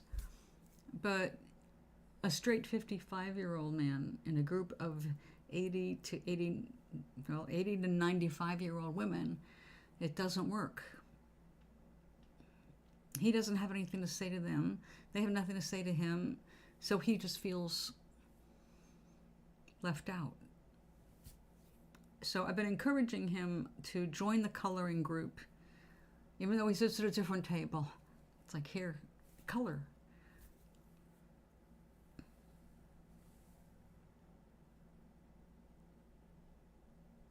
Of course, my famous bun pan. I just did that last Friday. I made a red velvet cake for the Valentine coloring group. And I also brought these up. I now have 2 hearts to decorate.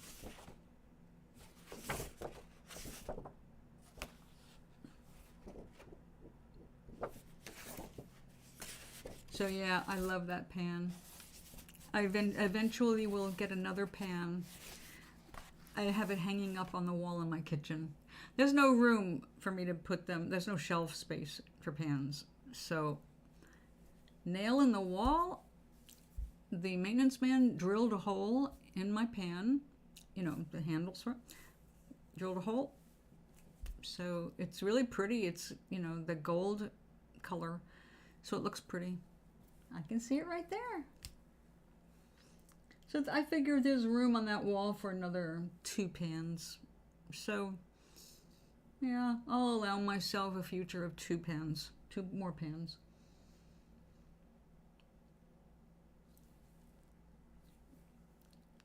They're beautiful. They're beautiful. And they last a lifetime, you know, so that's why they're not so cheap. They last a lifetime. But this one was a Walmart brand.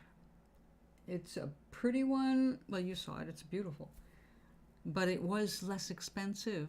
It was like $10 cheaper in Walmart than it was on Amazon. Because I did see it on Amazon, but it had a different brand name. It's like, okay. Yeah, you gotta just keep your eye out for a well-made metal pan.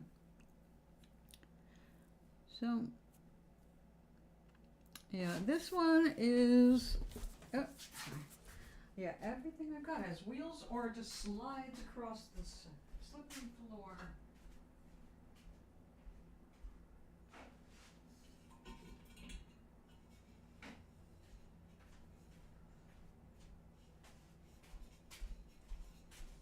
I don't know if this, it's some woman's got a line, but it's really Walmart. The Pioneer Woman, that's that. So, I got a hole drilled in it. It only cost me a piece of cake. And the inside and the outside are the same color. And it's beautiful, isn't it? Oh, and there's some red velvet cake that I missed in a crevice, so I gotta finish washing that. It's a good thing I took it off the wall. Jeez. Anyway, yep, that's it. That's my bun pan.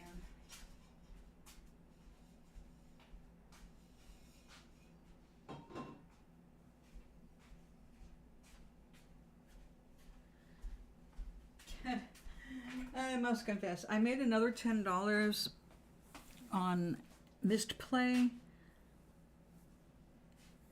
It is. Oh yeah, okay, you know it.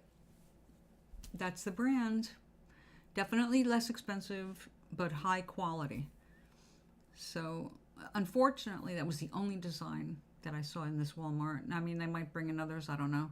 But this is the only one that they carried. So, it was like, well, one's better than nothing, right? I was waiting for one. But this time, I took that $10 and I ordered taffy. My licorice taffy. And I wanted to try this. I guess it's just supposed to be like a caramel, but it's, But the licorice is really, really good if you like licorice. So I wasn't even messing around this time. It was like, I'm getting that money before it disappears or anything happens to it. Because that first $25 certificate that I was working toward for the bun pan, there was so much trouble getting that first one. It was like, you approved the $5 one, and then you approved the $10 one. Oh no, they didn't have it was a $5 one. So where's the 25? But now it's like everything is settled. I made $10, put it right into Amazon, and got my candies. And then I didn't have to feel bad about buying candy because I played a game to get it. That's a good face.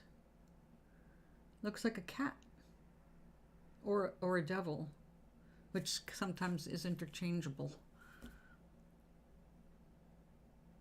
I thought so. Well, for me, no, it could have just been that they kept saying that they were overwhelmed with requests at the time. And I thought, well, that's a really strange excuse. But finally it showed up in my account as approved. It took a while. But the second one was just exactly how it was supposed to be, like 2 days, or, you get an email saying they were looking at it, and then the next day or two you get your little approval. So not bad. What are you doing there? Doc, what is that? Is that a cat or a devil? It looks evil.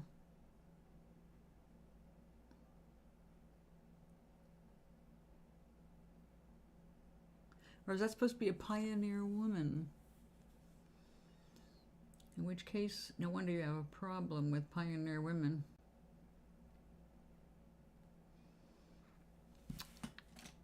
Are you playing, Meg? Are you doing the misplay thing? I know there's a whole bunch of other ones.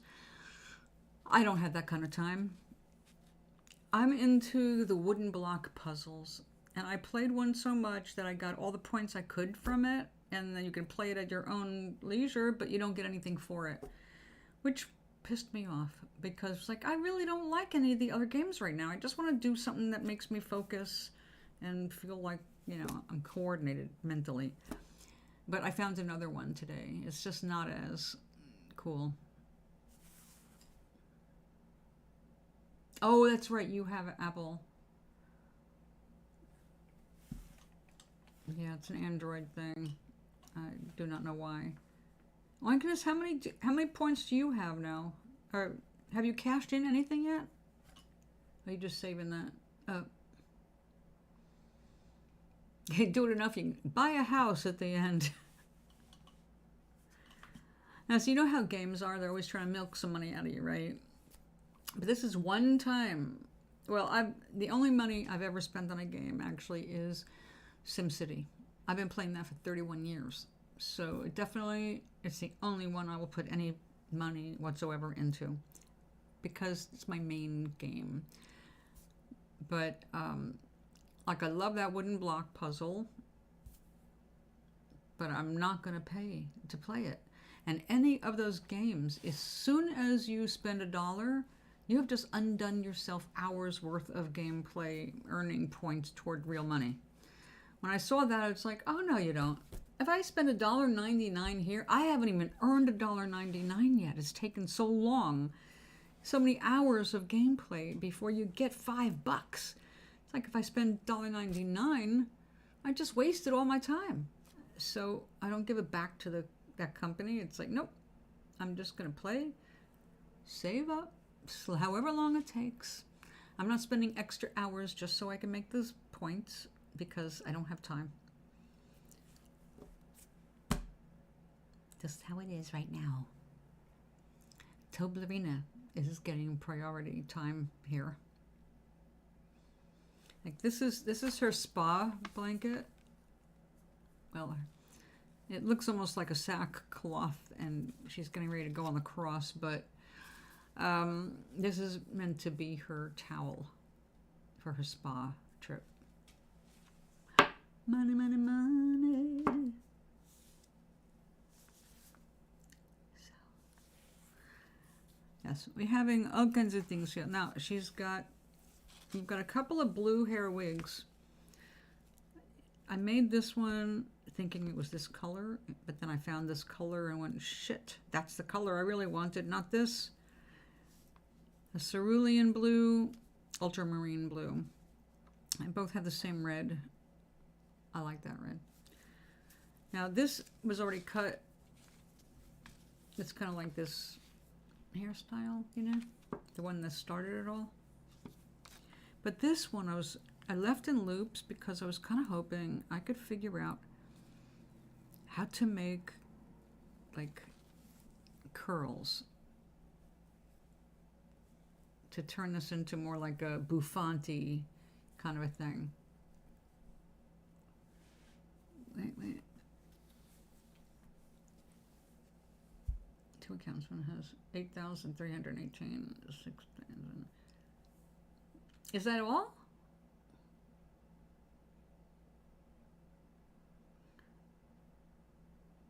Okay. There you go. Okay, no wonder. Yeah.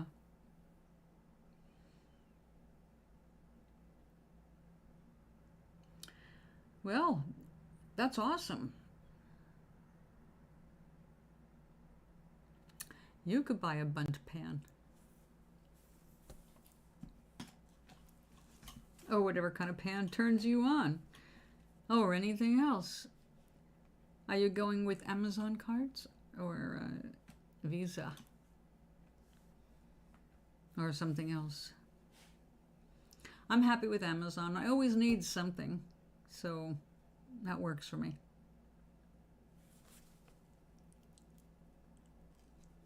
Ah. Oh, okay. You've done it before. So that makes sense. I was going to say, you can't have that few points for as long as you've been playing. Surely you have cashed out.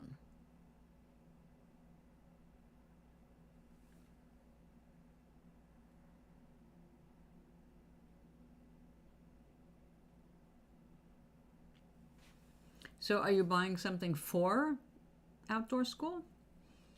Or you just want to have the extra cash? Yeah. You know, Amazon, especially for art supplies, it's not everything I like.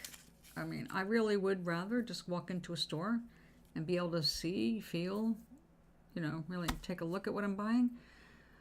I like the embroidery thread. I got that big bag of embroidery thread. I mean, the price could not be beat. But it really wasn't that much cheaper than the American brand, although I think the American brand is now being produced in China also.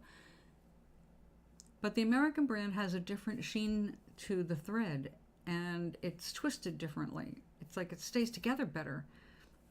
So whatever they're doing to make their threads, I think the one I'm getting from here is superior to the one I was getting from China. So I'm not thrilled with the ones from China, but at the same time, there's plenty of them that are really good. So I'm not putting China's threads down. It's just that if I had been able to feel them, you know, up close and personal, I would most likely have not purchased it. I would have opted for the slightly more expensive American brand. Oh, wow. I broke my streak. I broke it. I had to start over. They wanted a couple of points, and I was like, fuck you. I worked too hard to get those. No. I let it go back to 0. It doesn't really make any difference, does it? I mean, it's just fun to see the numbers go up, but it doesn't actually affect your scores.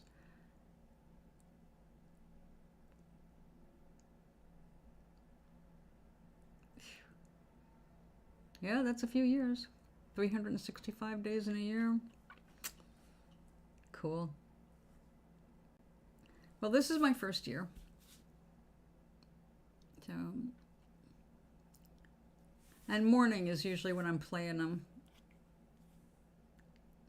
And buy the paper supplies. Okay. Oh, there you go. That's cool. Oh my God, what happened? How did water get inside your TV?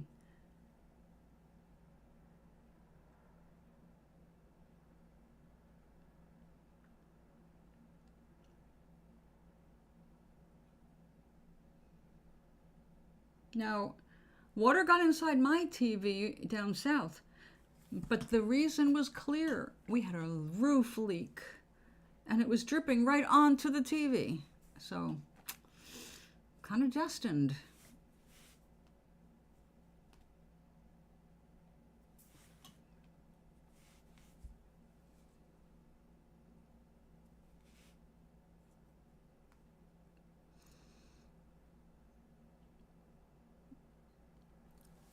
You have a leak in your roof?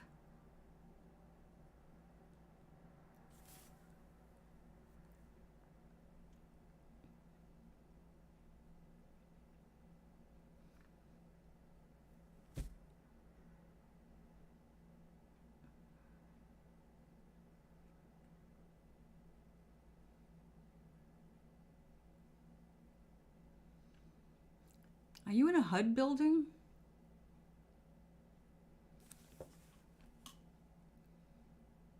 HUD, you know, the whole building would not belong to HUD, but your air conditioner.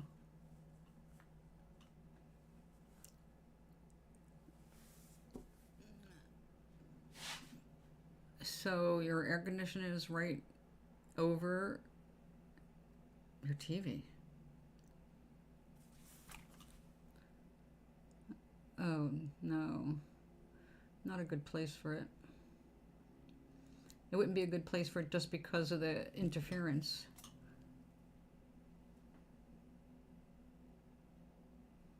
Unless you're on cable, in which case I'm not sure it matters. So the TV blew?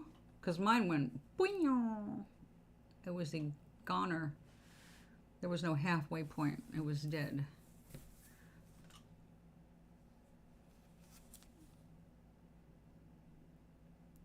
Your air conditioner drips in your apartment instead of outside?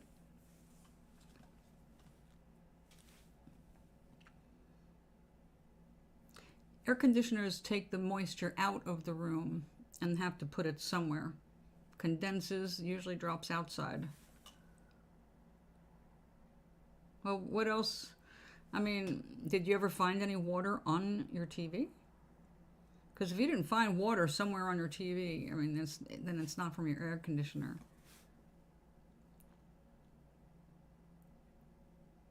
An open window and with it, you know, raining, things like that I can see happening. A thin black line. I don't know what that... A thin black line through your picture?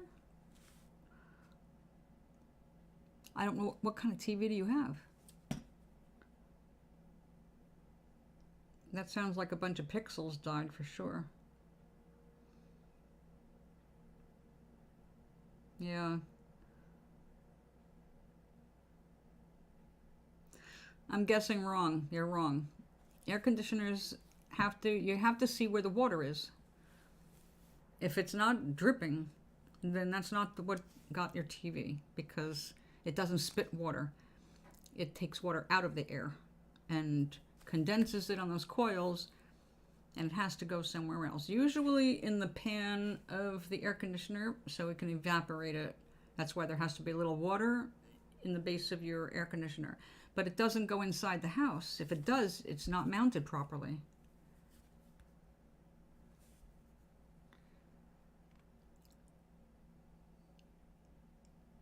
That's the brand, but that doesn't tell me if is it a digital model? Or is it the old-fashioned tube TV? Like the kind that we grew up with? Or is it new, like a computer screen? A thin black line would be my guess is, especially if it's older, you have lost a line of pixels.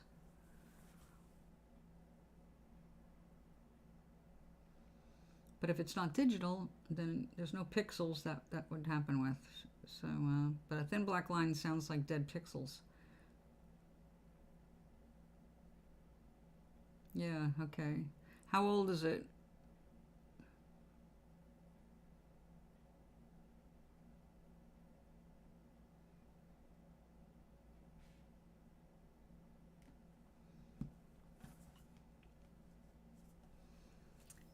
I like Samsung in general.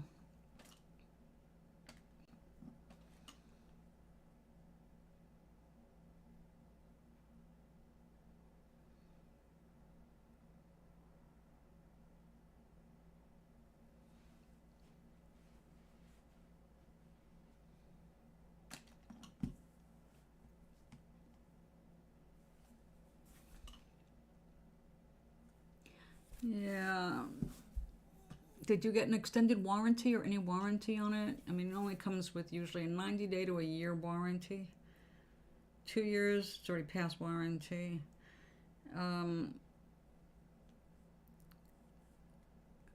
Let's see. Search the model.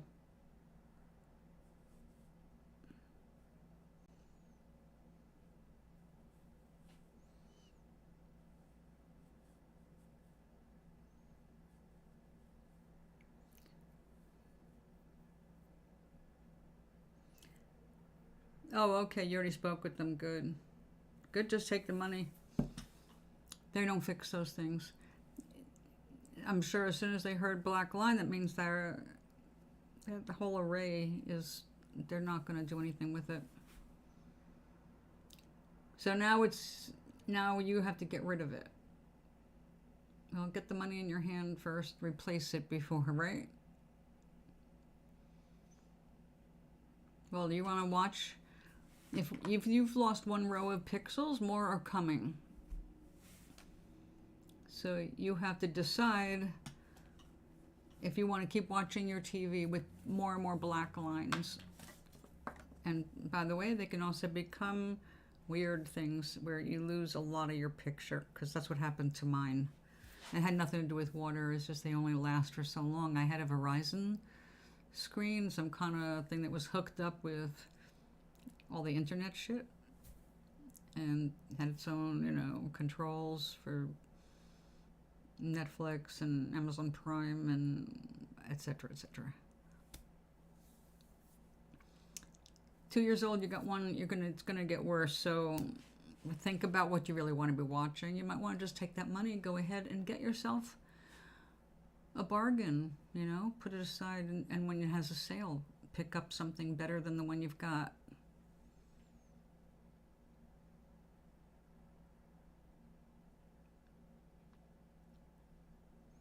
Because you're going to be pissed off if you're trying to watch something later on and a quarter of the screen becomes a red and blue zigzag. Red, blue, and yellow. Like, yeah, okay. I can't watch South Park like this.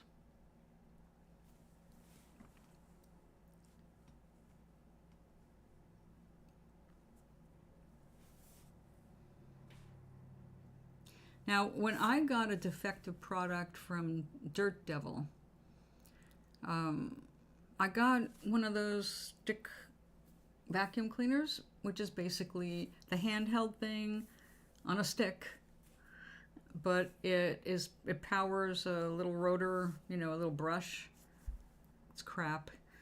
But when you connect it, the connection is forever. You cannot disconnect it and just use the top part, even if it's just the bottom part that's broken.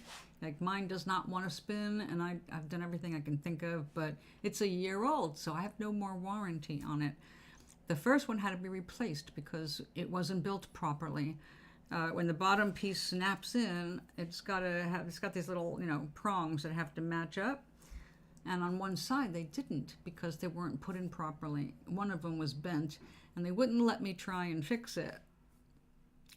So they did send me a new one, but not before I took photographs of all of these things taken apart and the cord cut off, so that there was no freaking way any of it could be used. And then I had to take it all off, peel off the serial numbers and all this, and then take photographs and send it to them before I could get a replacement sent to me. That's Dirt Devil.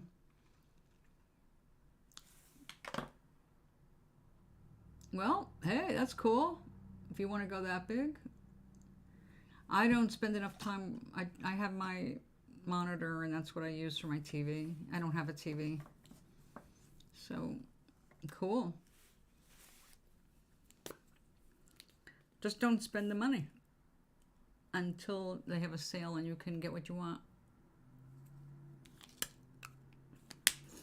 I wish I could say that this tasted good, but it doesn't. Vaseline, lip therapy, cocoa butter, and all I smell and taste is the therapy part. I don't taste or smell the cocoa part. disappointing. But I did get something. Now, this was like a childhood memory thing.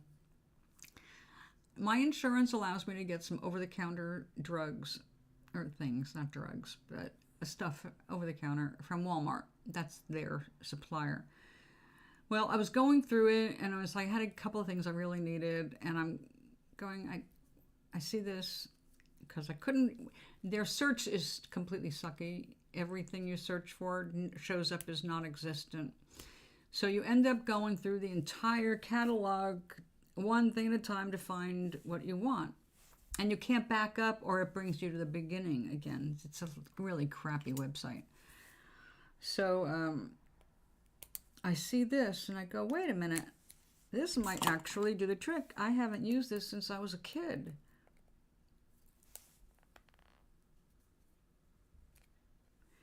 Yeah, me too, Doc. Me too. I like clarity.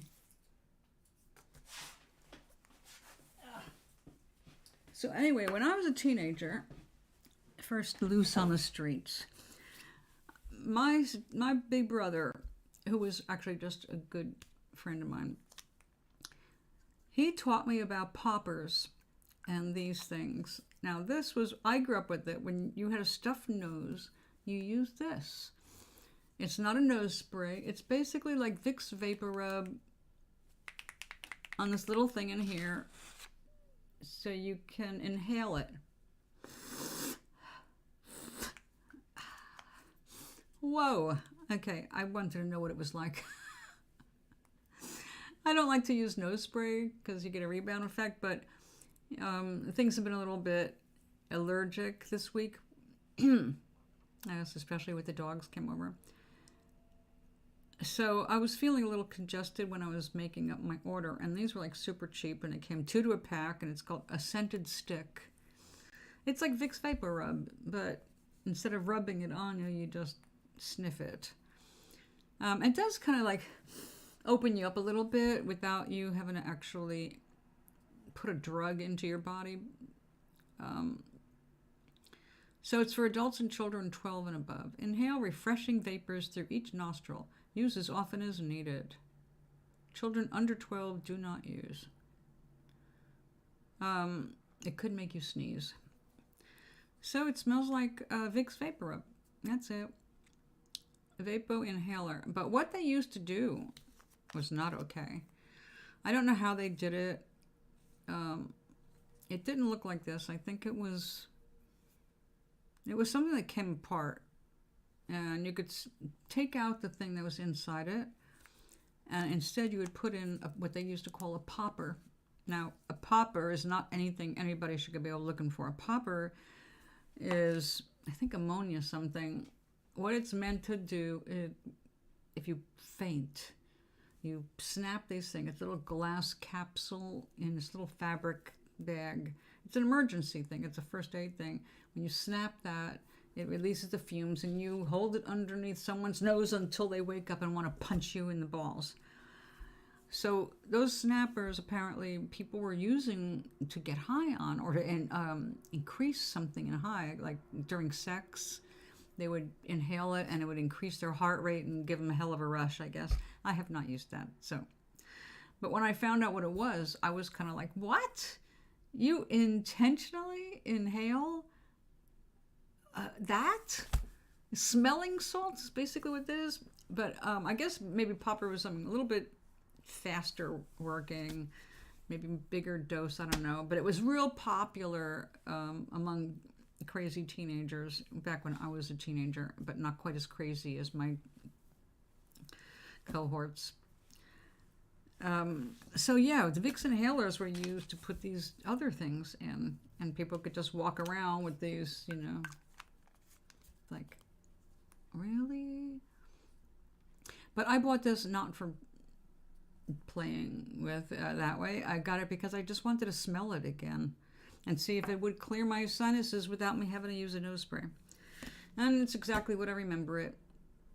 It smells just like Vicks Vapor Rub. Yeah. It's like, okay. My curiosity has been satisfied. I'm glad to say it didn't cost me anything. So, yeah, weird shit in this world. Are those people turning blue or clowns?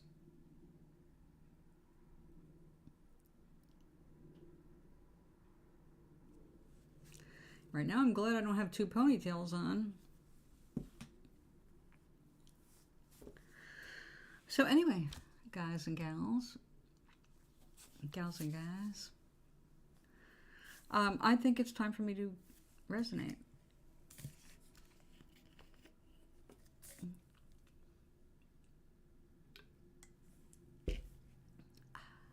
Well, that's just water. Water in my zero water bottle. I love this stuff, but I only use like this much of it, and the rest is filtered water. I just keep using the bottles over. I'll be right back. We will leave the love here.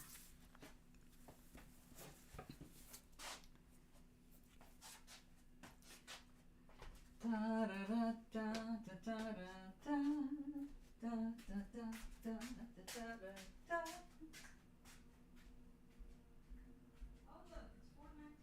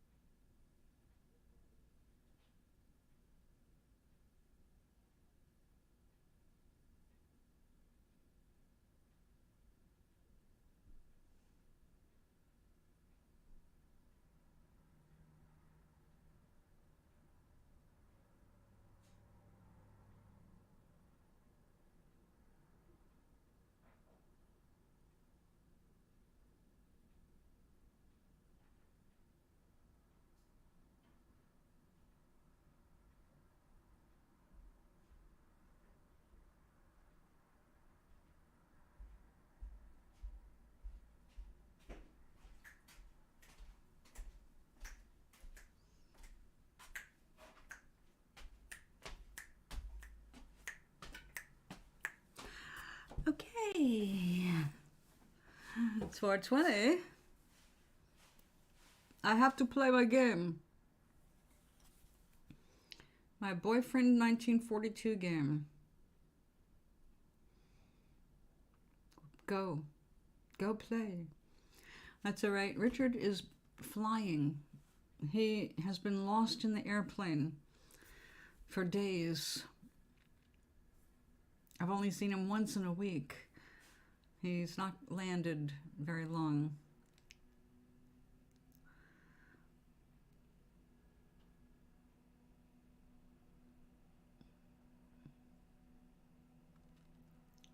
So are we saying, what did I tell you to say yesterday every day for the next 7 days? What's the exercise this week?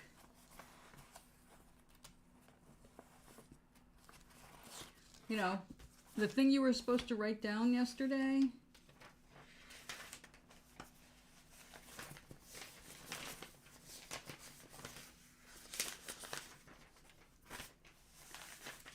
'20 thing.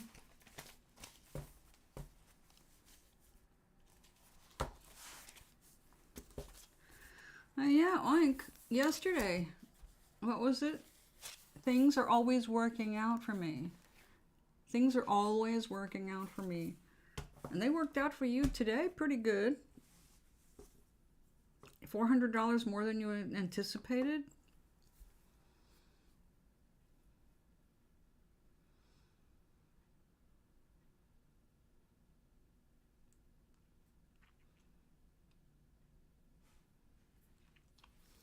Doc, before you start playing, chant that 7 times.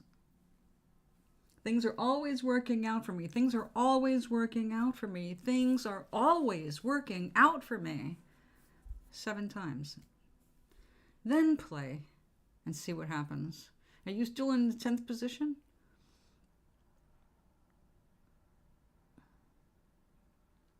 Or have you moved up?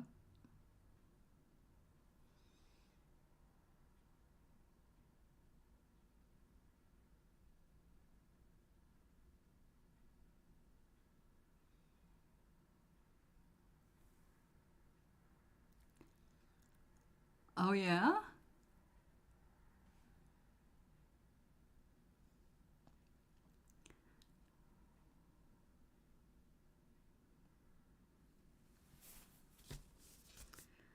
Well, tell us. Or is it private?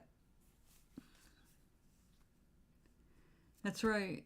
Say it out loud to yourself 7 times. I don't care if you say it quietly. You need to train your brain. Say it to yourself 7 times in a row and then go play.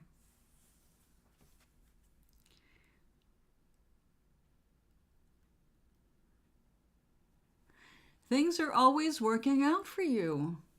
Things are always working out for you.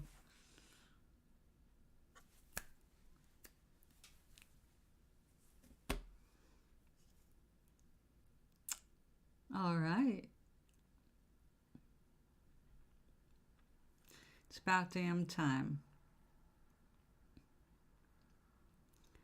So how did the universe take care of it?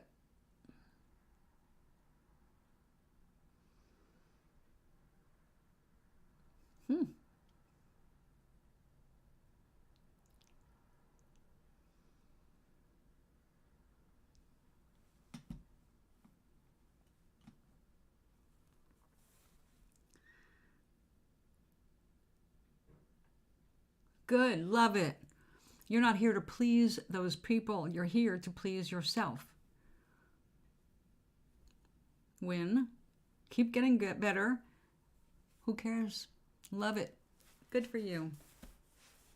You're supposed to be happy, not worry about their happiness. You're playing a game. It's a competition. Same thing was happening with Richard. He noticed like there was a bunch of guys, every time they lose, they go challenge it. They complain to Twitch. This person cheated. This person's cheating. They couldn't have beat me. I'm too good. But they suck. And they're getting beaten all the time. But they have these massive fits on camera. It's like, God, you guys are assholes. Just play the game. Don't be mad at someone who's better than you. Just work harder to get better.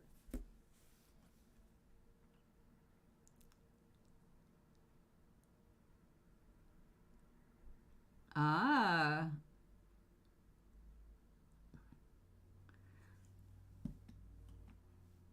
Interesting. Okay, we are working on changing our realities, and nothing in our realities change until we change. We have to remember every thought is a vibration. Doesn't matter whether it's positive or negative, it's a vibration. All vibrations are things, all vibrations attract. So therefore, whatever you're thinking about, whatever you're feeling about in conjunction with that thinking is coming to you, good or bad. So you have to pay attention to what you're thinking. You have to train your brain to look for the best. Expect the best. Know you're worthy of the best. So your subconscious mind's not arguing with you. Keep overriding it. It'll always spew up crap. You have to always counter it. Always counter it with the truth. You're in control. The brain just runs amok. You're the boss. Be the boss.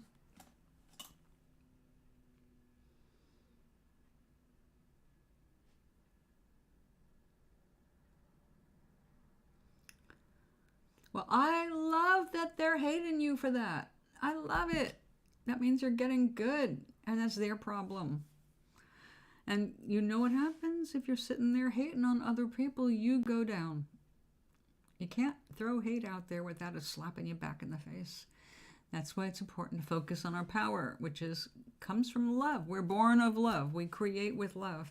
So anything that's not love is asking for trouble. So we don't want to be anything less. Right? You can still beat the crap out of someone in a game without becoming a bad person. You're still an awesome person, even if you win, and you consistently win. That's the idea. Keep winning. You're playing because it gives you satisfaction. And the more you're playing and the more satisfaction you get, the more good vibes are going out there on your behalf. So it doesn't matter what anybody else is doing. We play for our own entertainment, our own enjoyment.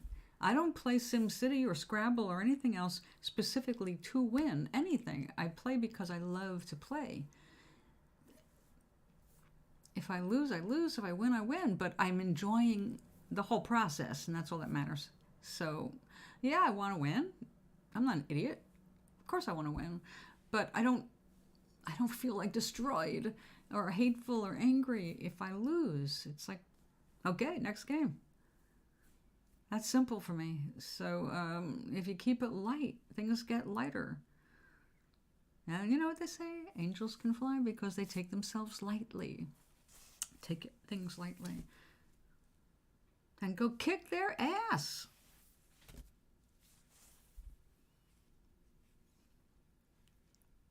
I love it. It's okay to be victorious. It's okay to win. Ignore people who try to suggest otherwise. Like, okay, you won twice. Now I get to win twice. No. I'm going to kick your ass every chance I get. Bring it on. It's not like you're out there like that in real life. It's a game. Enjoy the shit out of it. That's what it was designed for. That's the only reason any games are designed, to keep you entertained. And if you're able to develop some skills along the way. It's unfortunate a lot of these skills have to do with armed things, armaments, but nevertheless, target shooting is fun, so hand-eye coordination, awesome. You play to win, you don't play to lose. I mean, that would, although, I don't know, you go to Las Vegas, but you don't go there with the intention to lose. You go there with the intention of winning and coming back with money or a lot of points or a really good place in the scoreboard.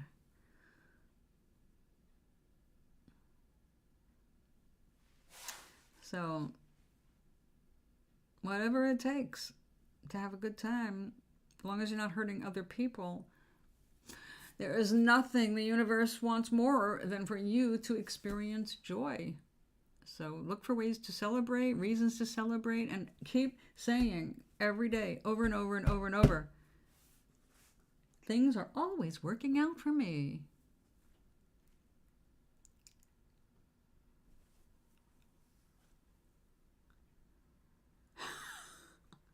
You're blowing them individually away with a bazooka?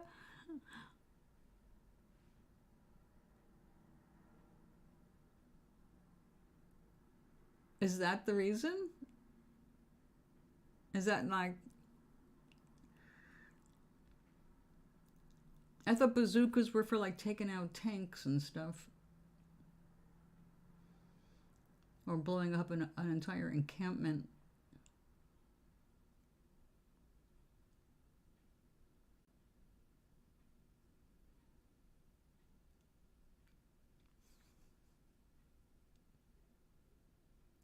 Well, if that is an atypical move, but if you have them in your sights, it wouldn't matter, would it? Although with a bazooka, they can't recover, I guess. You kind of shatter them to nothing. Well, I can see them being annoyed. Because if you get shot, you have remedies, right? You have so much first aid so you can heal. But if you have a certain degree of damage, you can't heal from it, correct? That might be why they're pissed about the bazooka. You turn them into mist, there's nothing to repair. you take them out, you know, with a rifle, they can recover.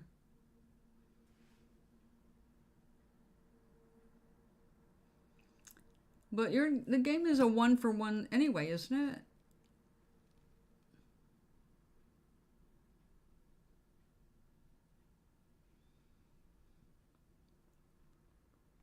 Oh, this is a war game, isn't it? In a game of war, are not the rules of combat set before the game? Yeah. I can see them being pissed off. If you kill them with that, then they have no chance of recovery. So yeah, I would probably be annoyed with you. Like, oh, there's that dude. You're never going to recover if he gets you.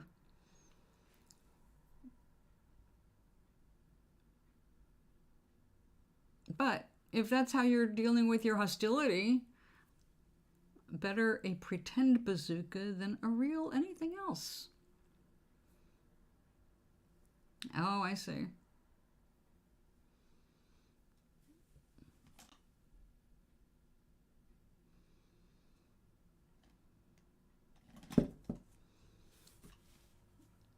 Well, it does take out a lot.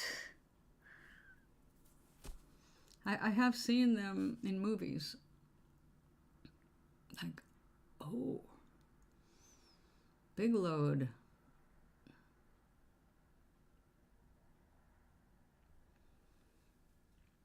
Although used to comic advantage in The Gods Must Be Crazy too. I bet they do. They're going to remember my name when I'm gone.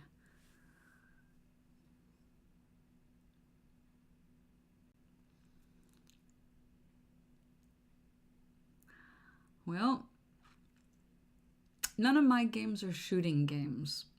No violence in my games. I'm a builder.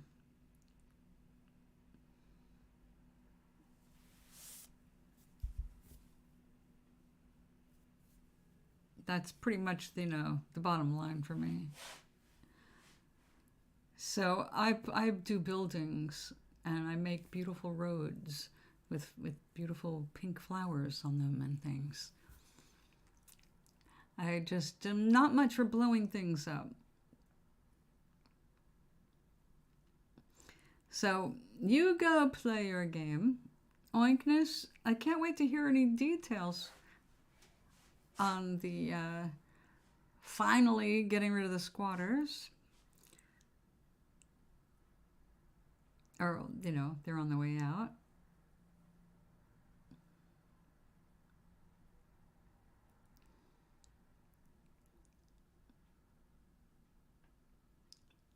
This is very strange. I'm looking at the video. If I look up here, I'm right there, right time. But I'm looking at my phone where I have to write to you. And it's like a while ago. It's way behind YouTube time. Big lag between here to my phone. Well, I think it really should be time.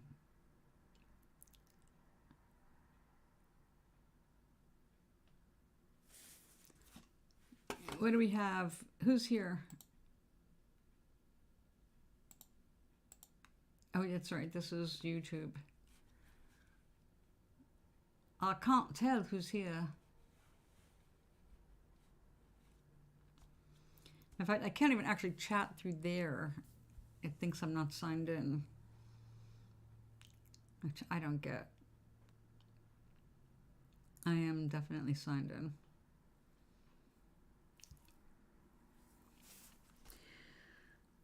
It's time for me to address things like dishes and trash disposal and dinner. All those pesky little details of life at the end of the day. And I can tell by the amount of light we're losing, it's the end of the day. So tomorrow is, oh, I have a shopping day tomorrow. I have to go get my glasses. So tomorrow's show will be probably sometime after 2. It'll be a late show. Unless I'm so exhausted from the trip, which you never know. I'm going to try and be here tomorrow after 2. If I'm too tired, then I will be back Thursday, probably Thursday morning, because I have a Skype at 2 o'clock. So yeah. I'm looking at my schedule in my brain. I really don't have anything written down, but I know what I have. So anyway, so yeah. See, I need carbs. My brain is starting to fade away. I can't think of what I was gonna walk you through today. But you know the basics. Today is day 2. Things are always working out for me. Say that with sincerity, with feeling. Get into that. I am going. Are you Star Trekking?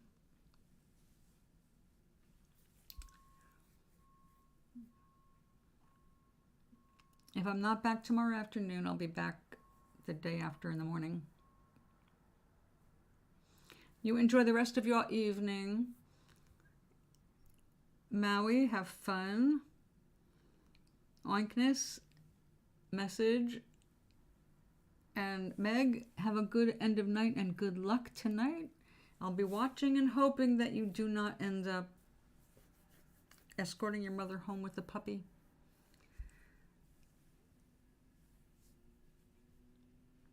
Good luck with all of that. Oi, Gewalt. All right. All right. Now you're from Scotland. See ya all. Getting money back for the TV. Things are working out. See? Normally a 2-year-old TV you don't get shit back on. So yay. Things are working out. Things are always working out.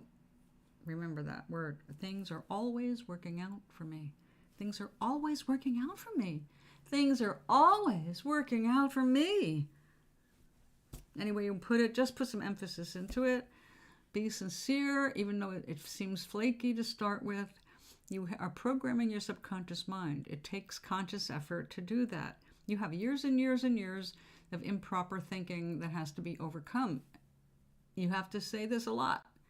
And we will come up with other things you can add, but this is a good one. 7 days, just 7 days, please do it. Prove it to yourself. Look, it's already just 1 day and things have already been getting better. So the proof is in the pudding. You'll watch things just coincidentally working out.